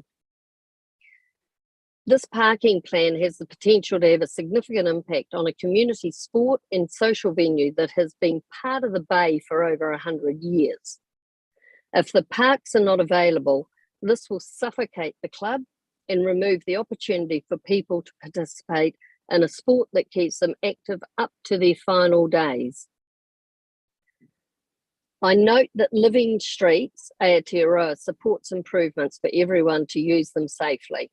Well, from a bowler perspective, I do not feel this plan achieves it, as it removes club members' ability to park and therefore use the road and club and maintain good health.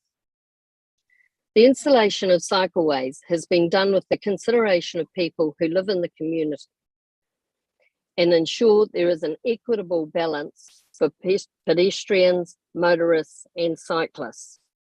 At present, it actually does not feel equitable. So thank you for your time. As I said, more than happy for there to be cycleways. We had a perfectly safe cycleway, but unfortunately we're left with something that's dangerous and The proposed changes are suffocating our community without any care for it.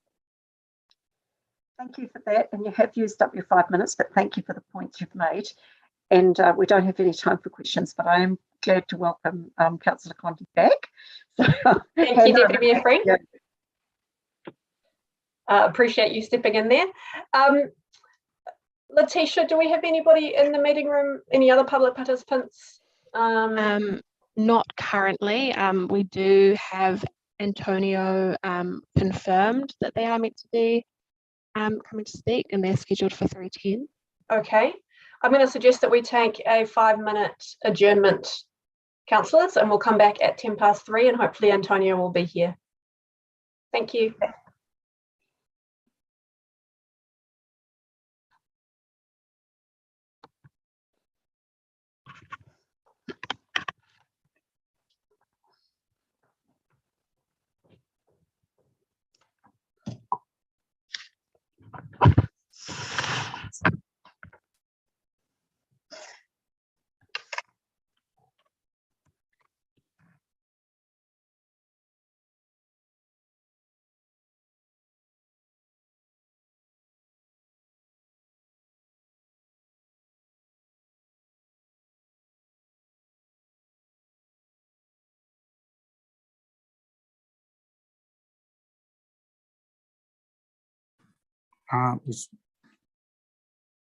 It was muted.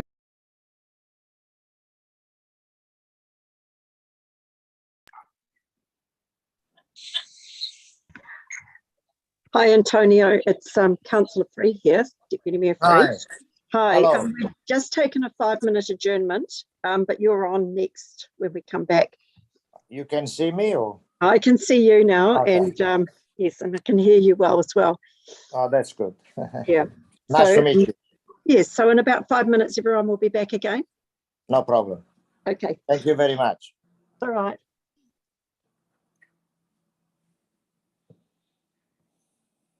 At least it's working.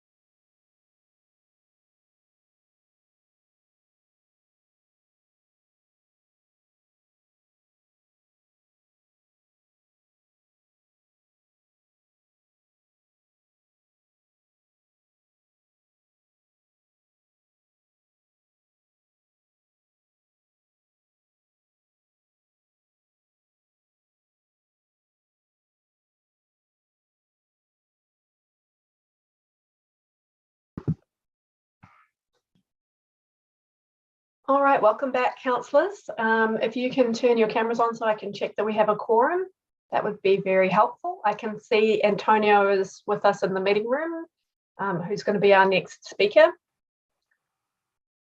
And then I'm going to suggest, after we've heard from Antonio, that we're going to move to vote to extend the meeting beyond 6 hours, if we need to do that, and then we will see where we're at with further participants. At this stage, we're still expecting some more people, but we'll just see how we go. Thank you, everyone. I'm going to hand over to Antonio now. Thank you, Antonio, for joining us today. Hi. You're going to have 5 minutes to speak with us, and you can take that 5 minutes, obviously, to share your views. If you want to allow any time for questions for councillors, that's up to you. Yeah, you can hear me properly. We can, thank you. Anyway, thanks very much for the opportunity. I've been living in Allen Bay for 30 years, and also my family and us, we have business and properties in Allen Bay, and my major concern is to taking all these car park away. I think there are 100, I think. And I personally think that will create more congestion. And I think will be even more unsafety, especially for residents in Allen Bay. And we are talking about mums with kids, elderly people, and so on. I experienced that myself maybe a couple times in the past, and that's one of the reasons why I decided to apply for this token. Also, I'm a supply. I supply a few businesses in Allen Bay, and I can see that there will be also a big concern. Will be hard for us to do so. I personally, I don't think was nothing wrong with the parade that used to be. Was room for everybody, for pedestrian, was room for cars and for cyclists, plenty room, and I don't think so was unsafety at all. I would love to see that back again.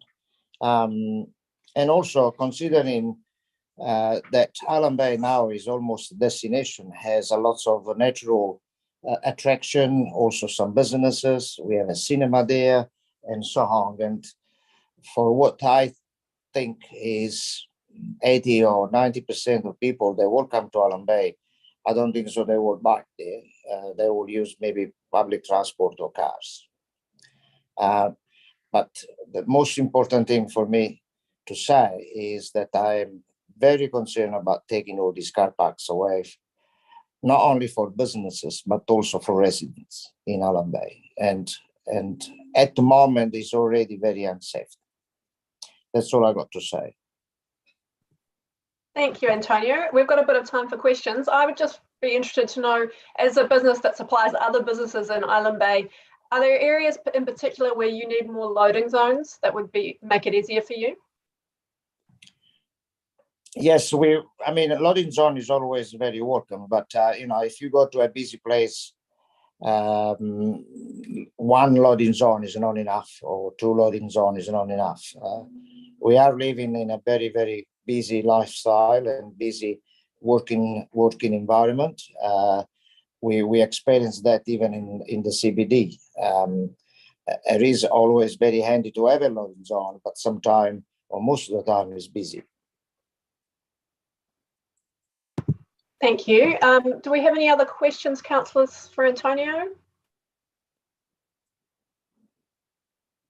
I don't see any further questions. Thank you very much, Antonio, for taking the time out of your day to come and speak with us. We really appreciate that. You're very welcome, and thanks for the opportunity. And I hope we can find a solution that everyone is happy, not only a few people, just everyone. Thank you. Thank you very much. Thank you. All right, Letitia, can we move to the motion to extend the meeting beyond 6 hours now, please?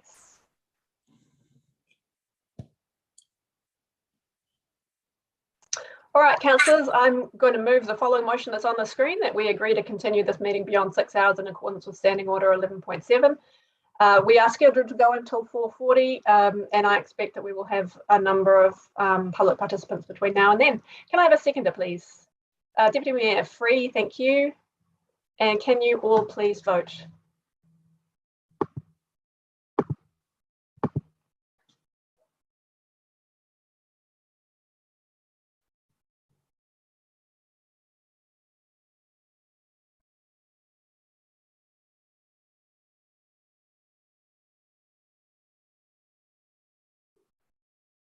Letitia, is that carried? Apologies, that's carried unanimously. Thank you. Thanks, everyone. Now, I don't see anyone else from this session who is currently in the meeting room, and we haven't had confirmations. So I'm going to suggest at this point we adjourn until 3:40, which is when our next scheduled speaker is going to be arriving. And if anyone arrives in the meantime, we can reschedule them. So if you could all come back at 3:40, please, that would be excellent. Thank you.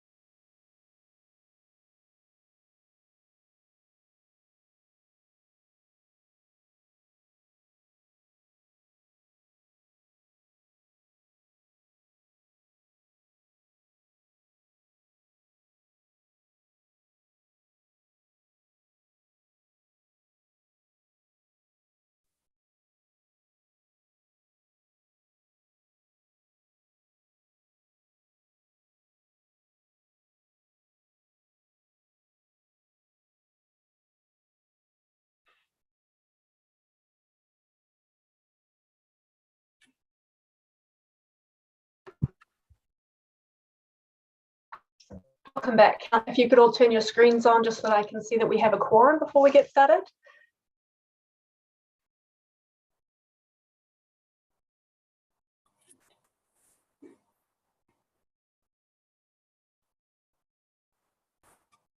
Now we've got 2 public participants who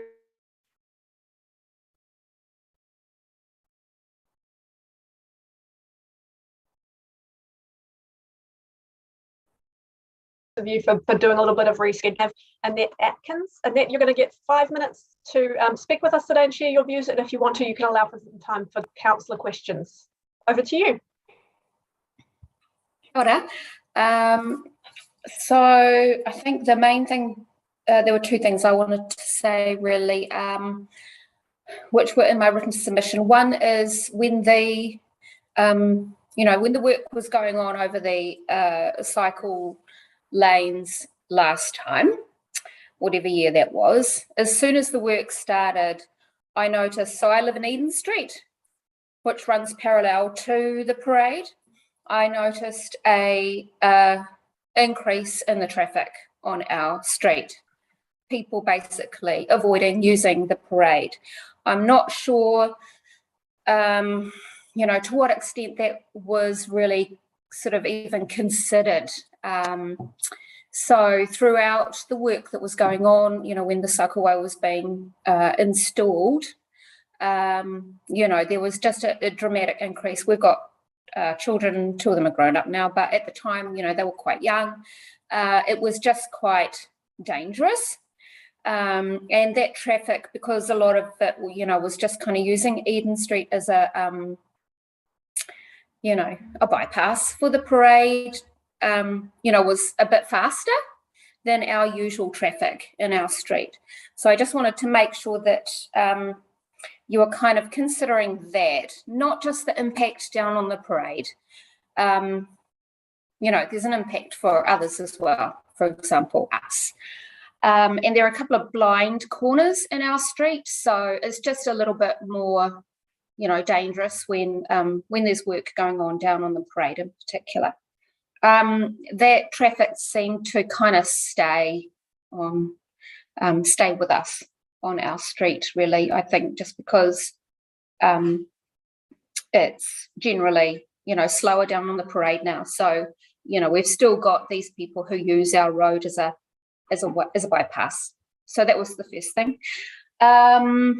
The other thing was, I guess I didn't really understand, and I just wonder if other residents don't really understand what the implications are of the proposed changes, for in real life, because it's really hard when you're looking at a 2D representation of something like that to actually really know what it's going to mean in real life.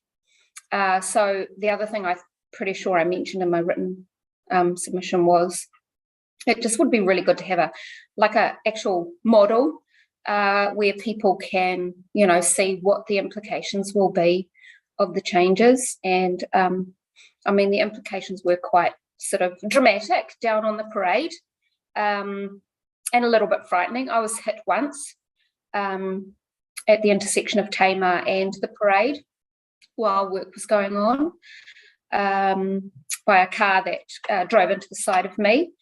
So, I just think that these sorts of things need to be done really, really carefully.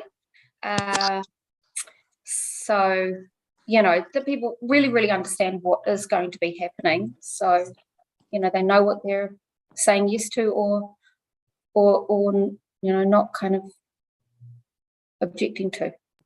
That's it. Thank you, Annette. Sorry to hear that you had that accident. That's really unfortunate.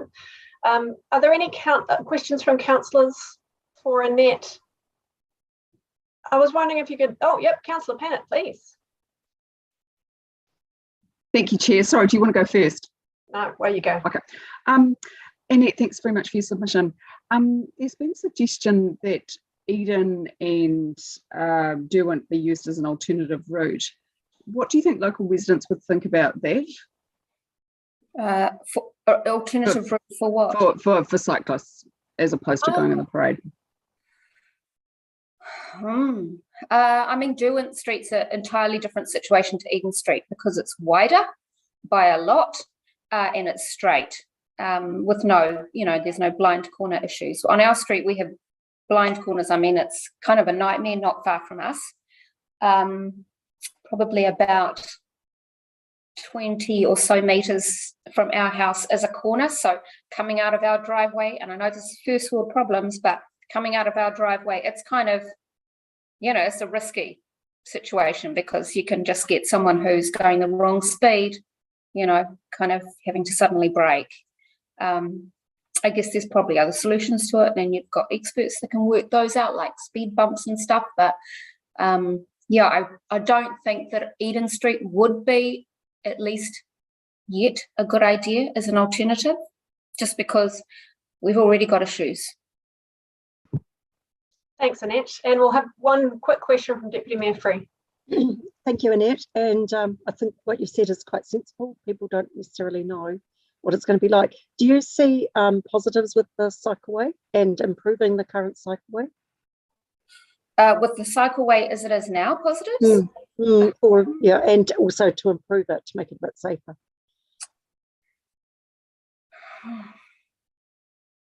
I probably think that the cycleway as it was implemented was probably a bit too far. I think it's taken too much room from the road. It feels a little bit risky going down the parade sometimes because the buses are so wide. I know you know all this stuff because I've seen lots of people talking about it. So I don't think it's ideal. I don't think that how it actually got implemented is ideal, whatever the original concept was. And in terms of what you're wanting to do with it, I guess I just feel nervous now about going off paper plans or visual representations that are 2D, and I would just want to see a kind of real 3D thing, which I haven't seen yet. So yeah, just my experience of it means I'm now just a bit wary. Thanks. Thank you, Annette. Really appreciate you taking the time to come in and speak to us. That's been your 5 minutes. Thank you as well for being flexible in your timing. That's made our days easier, and we're really grateful for that as well. Quite okay. Should I go now? Yes, you sure can. Thank you. Thank you. All the best. And next we have Pat Bernarcia. Hi, Pat. Welcome again. Thank you for being flexible and coming in a bit earlier than your time. We really appreciate it. And I'm happy to hand over to you now for your 5 minutes. Thanks very much. Thank you. And well done on the pronunciation. Very good. Look, you've probably heard me before, and look, I'm going to probably talk a little bit more about my background and obviously with the Empire Cinema, and I suppose what activity is around the Empire Cinema. So obviously I own the Empire. My family also own 2 properties on the parade on the terminus, which is on the Shoreland Park end, so right down the end, and they are across the road from the businesses there. Now, what's being proposed is down that area is that 6 car parks be removed from across the road. Now, those businesses did not know that they were being removed, and I think that's going to have a huge impact on them. One's a takeaway and one's a dairy or bay. It's bay, the Bay Market, who have become very good friends. I lived down there for 30 years, so I've got to know them really, really well, and they're very concerned, so they should be, about the loss of car parks down there. Onto the Empire. I mean, there's all the car parks to the north and south of me that are getting removed. So I just want to, talk about a busy day at the Empire, and I suppose those busy days are rainy days, and the days where the weather's not so great, and especially school holidays. So I do get very busy in school holidays, and again, like I said, especially on rainy days, and that's between 500 and 600 people come to the cinema every day, and so there's safety aspects to it, which are a bit of a problem because people are driving around the block, and they do get a little bit impatient, and they have to kind of drive away and park somewhere else. And so it's more about the congestion around the area, and a cinema is probably best when there's nothing else to do, and we have inclement weather here most of the time in Wellington, so the cinema does get well used. It is a community asset. I think it's the jewel in the crown for the bay. I mean, it does get well used, and I do get complimented and congratulated on the Empire and keeping it going. I am very proud of that. So, I think the Empire affects everyone in Island Bay. It is something that people love to see, and they love to meet people there, and it is a meeting place for a lot of people. Unfortunately, I do need car parks. I know they're not for me just alone, and but it is something that I need for the business to survive. My last point before I take any questions, I don't know how much more time I've got left, but there was a resolution for a parking plan that was put through, and I don't know why this hasn't been done. There needs to be something put in there, a business impact plan, and without that, I mean, how do people know how to submit on those changes and what impact it's going to have? I mean, the submissions show that 2/3 of people are pretty negative about the proposed design, and I think a parking plan is paramount. So something you should be looking at, and if it doesn't get done, it opens the council up for probably another legal challenge. So I don't know how much more time I've got left, but look, I'm happy to take any questions. Thanks. Thanks, Pat. Councillors, we have questions for Pat. I can certainly say that Johnsonville's very jealous that there's a cinema in Island Bay and not one in Johnsonville. So I understand why you'd be very proud to be the jewel of the crown down there. Yeah. Councillor Fitzsimons and then Councillor Young. Thank you. Yeah, it has good coffee too. Hey, I just want to ask about, you've had some experience getting parking put in, but how important is it that we sort out the various parking aspects prior to confirming the detailed design? So, like what sorts of things do you think it could mean for you and businesses? Yeah, at the very least, we need to have a discussion about it and talk about it and what impact it does have. I mean, I haven't been given any more car parks. If anything, I've been taken away. There are time-restricted car parks that have been put in. I think the council finally, putting those in. They were put in a few weeks ago. So, look, we don't know the impact of those. Look, it's going to be positive, but it's not more car parks. It's just that they've got time restrictions on them, and I think more needs to be done. But we definitely need to have that discussion. Thanks, Councillor Young. Hi, Pat. So, there are two of you on my screen, so I don't know which one to look at. They're both very good looking. I have problems with my audio on my. I'll leave that one actually. Sorry. Keep going. So, I'm just wondering. I mean, I've been to the Empire for movies and to meet people for coffee and things. Do you have any idea roughly what percentage of people would come from further than walking distance? Further than walking distance? Well, how many come in from Central City? Like, when I've come in from Mount Victoria, how many people would, and I come in by car, or actually go out by car, how many would be, roughly, any idea what the split would be between locals and foreigners like me? Oh, look, I mean, I made that, I put through some numbers at my last submission. I think there's 90,000 people that visit the cinema per year at Island Bay. I mean, on average, people go to the cinema, 4 times a year in the local suburbs. So around about 29,000, I think it is, that enjoy the Empire, locals come to the Empire. So those people. So I rely on 60,000 people to come out from outside Island Bay. So they have to come either by car and generally when people make the decision to go to the cinema, they do that in the morning on a rainy day, and they have to take a car because there's not a bus going from Fero Bay or Houghton Bay or Karori for that matter. Okay, thank you. It's a great cinema, by the way. I love it. Thanks very much. Thank you. Thanks, Councillor Young. Thanks, Pat. That's your 5 minutes. We really appreciate you taking the time to come and speak with us today. Yeah, thanks for having me. Thanks very much. Thanks so much. Bye. Now, we also have John Mollo with us. John, if you can, yes, there we are. Thank you so much for coming and joining us today, John. No worries. Thanks for having me. I'll cut straight to it. So I grew up on Island Bay, so I spent the first 20 odd years of my life there. My parents still live in Island Bay and on the Parade. My dad has lived there for the over 40 years now. So really the feedback I'm giving you guys is really from ground zero, right on the coalface there. So I've got some slides. I'm going to quickly share them because I'm a visual person, and I feel like it helps tell a story. So quite often we go over to my parents' place for lunch on a Sunday. Quite often this is what we encounter, right? So you've got car parks full basically. So I come from Burnie, siblings come from Studman Park and further up in Island Bay, and so the need to drive is a must. Parents now in their 60s and 70s, so visiting them obviously is quite important, and this is what we count on a regular basis.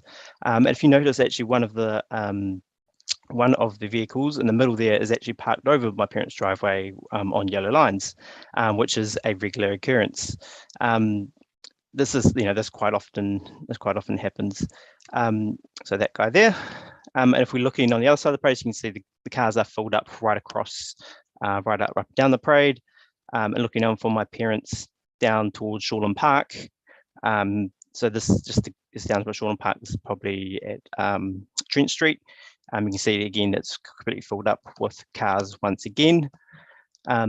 What's the council, or what has been proposed, is essentially removing the car park. So the first X there, you're removing that car park. Obviously, this guy, I'll make to drive parking in front of my parents' garage, is gonna realise that he's parking in front of the garage and go.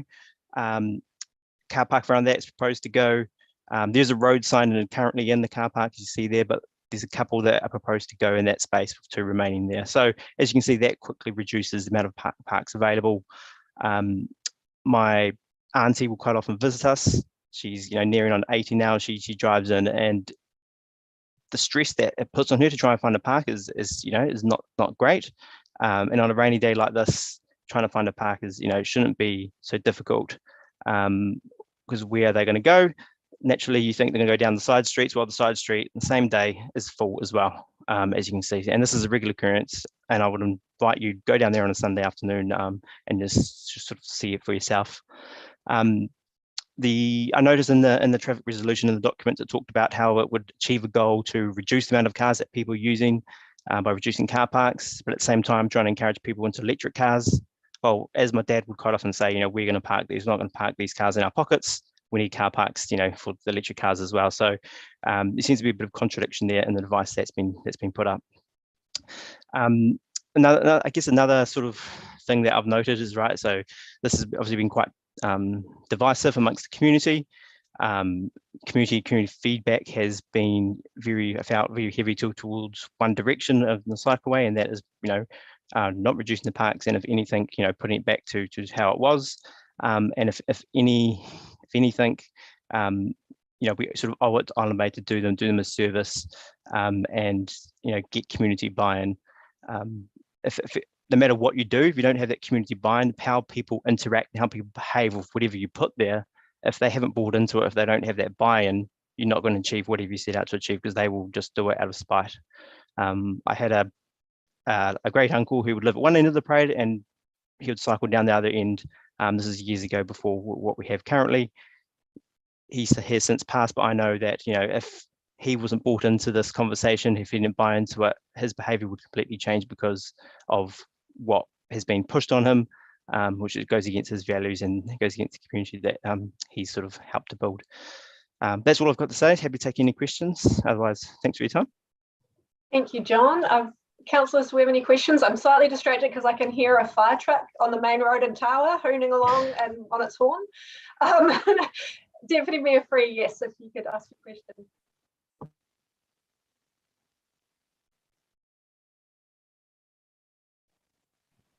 Hi, John. Sorry about that. I also grew up in Island Bay. I'm just wondering, in your opinion, is there actually a lot of ability for people to park either in their driveways or on site?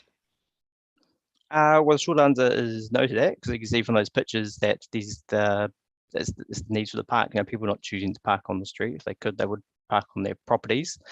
Some people do have that ability. Some people have driveways, have garages. But I guess the point I'm trying to make is that people living there, especially as they get older, trying to interact with people, that social interaction is so important. People need to drive there and be able to find those parks quite easily enough to do that. This is replicated all across the parade, you know, in different instances. I've focused obviously where my parents are and where I interact with, but this is replicated when people, visiting the doctors are important things. I'm going to go on and on, but I only have 5 minutes. Okay, thank you. Thanks, John. We have used the 5 minutes, but I will quickly take a question from Councillor Finn. John, thank you for your submission. I'm just looking at the size of the side streets there. Do you think that if we created more angle parking on the side streets, would that help some of the situation? Because there looks like there is a lot of space down those side streets. Yeah, I mean, it looks like there's a lot of space, but in reality, even at the moment, like that picture I held up on the side street, it's barely enough to get 2 cars past each other at the moment. So that would have to be looked into carefully, because we don't want to create another issue where cars can't park and it's just a one-way street when it's trying to be a two-way sort of thing. So, you know, it is an option, and more parks would be good, but again, it doesn't help those elderly people. They're going to have to walk a block to go see the people that they are trying to see, sort of thing, you know. That people with families, people with disabilities, people should just be able to, you know, not walk for miles to see who they're seeing. So, yeah. Thank you, John. Really appreciate you taking the time to come in and also being a bit flexible and coming in a bit earlier. We really appreciate hearing from you, and thank you very much. No worries. Thanks for sitting through all that. Thanks, John. Councillors, we do have one more confirmed speaker who we are expecting at 4:15. So I'm going to call an adjournment now and ask you to come back at 4:15, at which point it is my expectation that will be our final speaker of the day, and we will finish at about 4:20.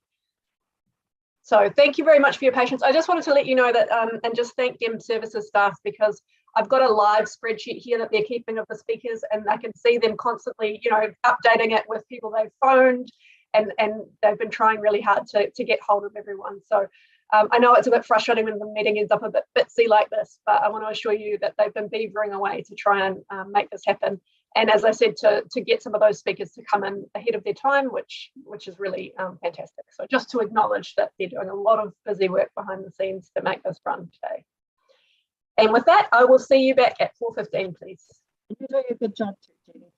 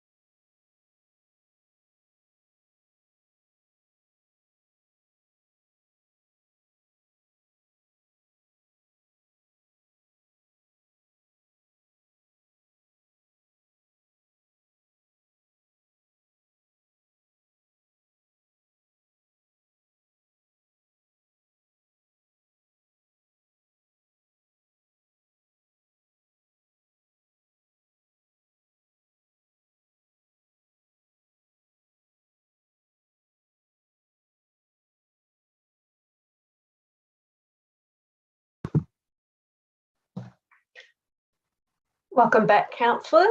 Thank you for those who have turned on your video screens. If the rest of you could do that so I can just check for quorum. Thank you. We do have a public participant with us, Ron Bienick. Just checking you can hear me okay? We sure can, Ron. Thank you. Now I do think I have a quorum looking at the lovely faces. So, Ron, you'll get 5 minutes to speak with us. As an introduction for the people that don't know me, I lived in Island Bay at a time that the local community was first engaged on the cycleway. I had my own concerns about that engagement process and the resulting design issues. When I became chair of Cycle Aware Wellington, as it was called at the time, I worked with the Island Bay Residents Association and the council to re-engage with a wider range of stakeholders on the cycleway. I'm now speaking to you as I'm keen to help ensure the further improvements that are needed. My beliefs about that, about the situation. Certainly in general, want to see safer, separated cycling and walking facilities that are essential for high-use routes like this cycle, the Island Bay Parade. It needs to be designed to feel safe for people of all ages and abilities. And I say feel safe because no road can be completely safe.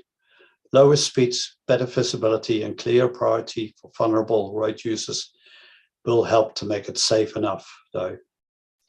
This will encourage more people to bike and walk and more often and leave their car at home. And the benefits from that are obviously clearly healthier people and a healthier environment. Our future generations will thank us for designing roads this way. And I thank you, councillors, for continuing to back this. My feedback on the proposed changes, I think it reflects the lessons learned and what is now becoming a standard and well-proven design practice across Wellington and New Zealand. It ensures that improved safety that I mentioned in terms of better visibility and clear priority for people on foot and bike. Put yourself in the shoes of a 85-year-old who's on their first bike ride along the parade, or someone in a wheelchair, or a walker with poor visibility and hearing. The changes need to help to protect our true vulnerable road users. It is therefore good to see that the proposed design considers all road users, and it actually includes drivers as well. As such, I have no specific concerns on the design, but instead fully support the enormous effort that the council has made in continuing to engage and consult on the design of a safer Island Bay Parade. It is an essential part of the bigger picture of how the Wellington transport network is changed to encourage more active and public transport. And yes, the changes to this particular route will see its real benefits when it's connected properly to that wider network. So I encourage you to stay the course as we're on this journey.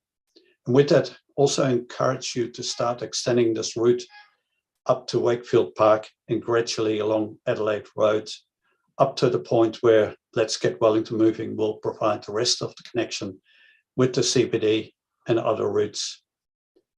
And that's essentially my feedback on this. Open to questions. Thank you very much, Ron. We do have a question from Councillor Foon. Kia ora, Ron. Thank you for coming in and bringing your... No, I can't hear you, Laurie. I can see you talk. Oh, no. I've got a problem here, I think. I'm wondering if... Why can't I hear you? Can you hear me now, Ron? How are you doing, Ron? I can see other people's lips move, but I can't hear anything. Okay. Oh, dear. You need to turn up the volume. I'm just going to switch audio, just in case that might help. Bear with me.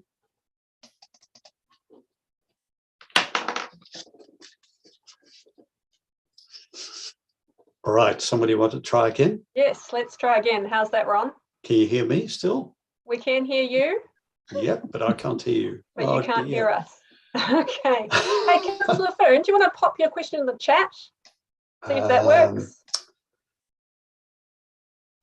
Is it possible just to put any key questions in the chat and I can respond to that? Apologies about this.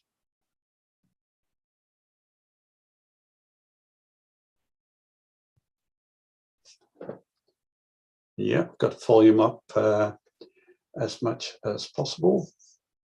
All right, I think Ron still can't hear us, but we will pop some questions on the chat. Thanks, Letitia. I think Councillor Foon is beavering away, typing her question. Sorry, folks.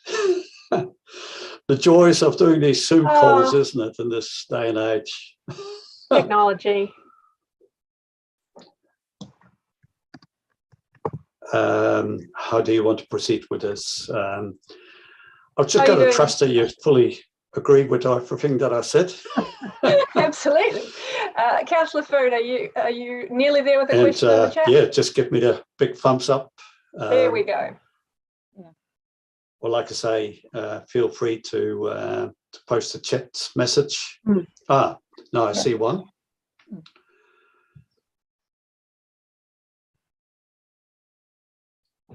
How important is it for the council to get the cycle lane up to a good safety standard? I think it is really important. The unfortunate thing for Island Bay, it is really the first real effort that we've seen at building a cycleway, and it's still looked at it that way, that it is the thing that will get critiqued, that will constantly be challenged at every opportunity. So it's really good to do this right, and it will benefit the wider development of cycleways. It will just show, it'll become the gold standard. I hate saying that in this context because gold standard immediately gives the feel that it's an expensive gold plated solution. No, I don't mean that. I think it needs to be a realistic solution that works within budget constraints, but it's good enough, like I say, to make it feel safe. It doesn't need to be perfect. Key thing to remember is that people will get used to things. We've already seen it with what we have in place today. It's just got to be safe enough that people who are not familiar with the situation are not called out because they don't see somebody. So if somebody is driving on the road, going into the driveway, they're not caught by surprise because all of a sudden they're seeing, at the last minute, they're seeing a cyclist. It's really those sort of safety concerns that I think the design is, the proposed design changes are addressing. That's really good to see. All right, thanks, Ron. I've just put a little thank you message into the chat. Again, I see your lips move. Jenny, but I can't hear you. I'm so I know. Thank you so much, Ron. Yeah, we really okay. thank you for coming. Thank you very much too, and really appreciate all your efforts on this. I really do. Good seeing you anyway. Yes. Okay. Bye. All right, councillors, it's my understanding that that is our last confirmed speaker for today. Letitia, can you just double check that for me, that that's the last person we're expecting? Yes, that is our last speaker. Thank you so much. So we do still have to move a motion, I assume, to receive and receive the submissions and thank the submitters. There it is. Thank you so much, Letitia. So I will be moving that motion. Can I have a seconder, please? Deputy Mayor Free, thank you so much. Councillors, if we could just vote, please, on receiving those submissions and thanking the submitters.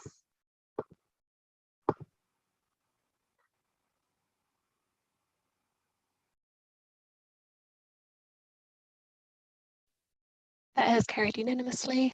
Thanks, Letitia. Thank you, everyone. I need to get my find my meeting notes so that I can actually do the karakia and close the meeting properly. Thank you, everyone, for your time today and being really patient with some of the chopping and changing that we've had to do. I really appreciate that. I want to again just thank our staff who've been working really hard to keep all of that going and running as smoothly as we could today. They've really been beavering away. So I'll just say the karakia. Unuhia, unuhia, unuhia ki te uru tapunui. Kia wātia, kia mama, te ngākau, te tinana, te wairua. I te arataka tū. Koia rā e rongo, whakairia ake ki runga. Kia wātia, ai rā, kua wātia. Thank you everyone for your patience and excellent questions and your attention and always coming back on time after an adjournment. You were all a delightful audience and participants.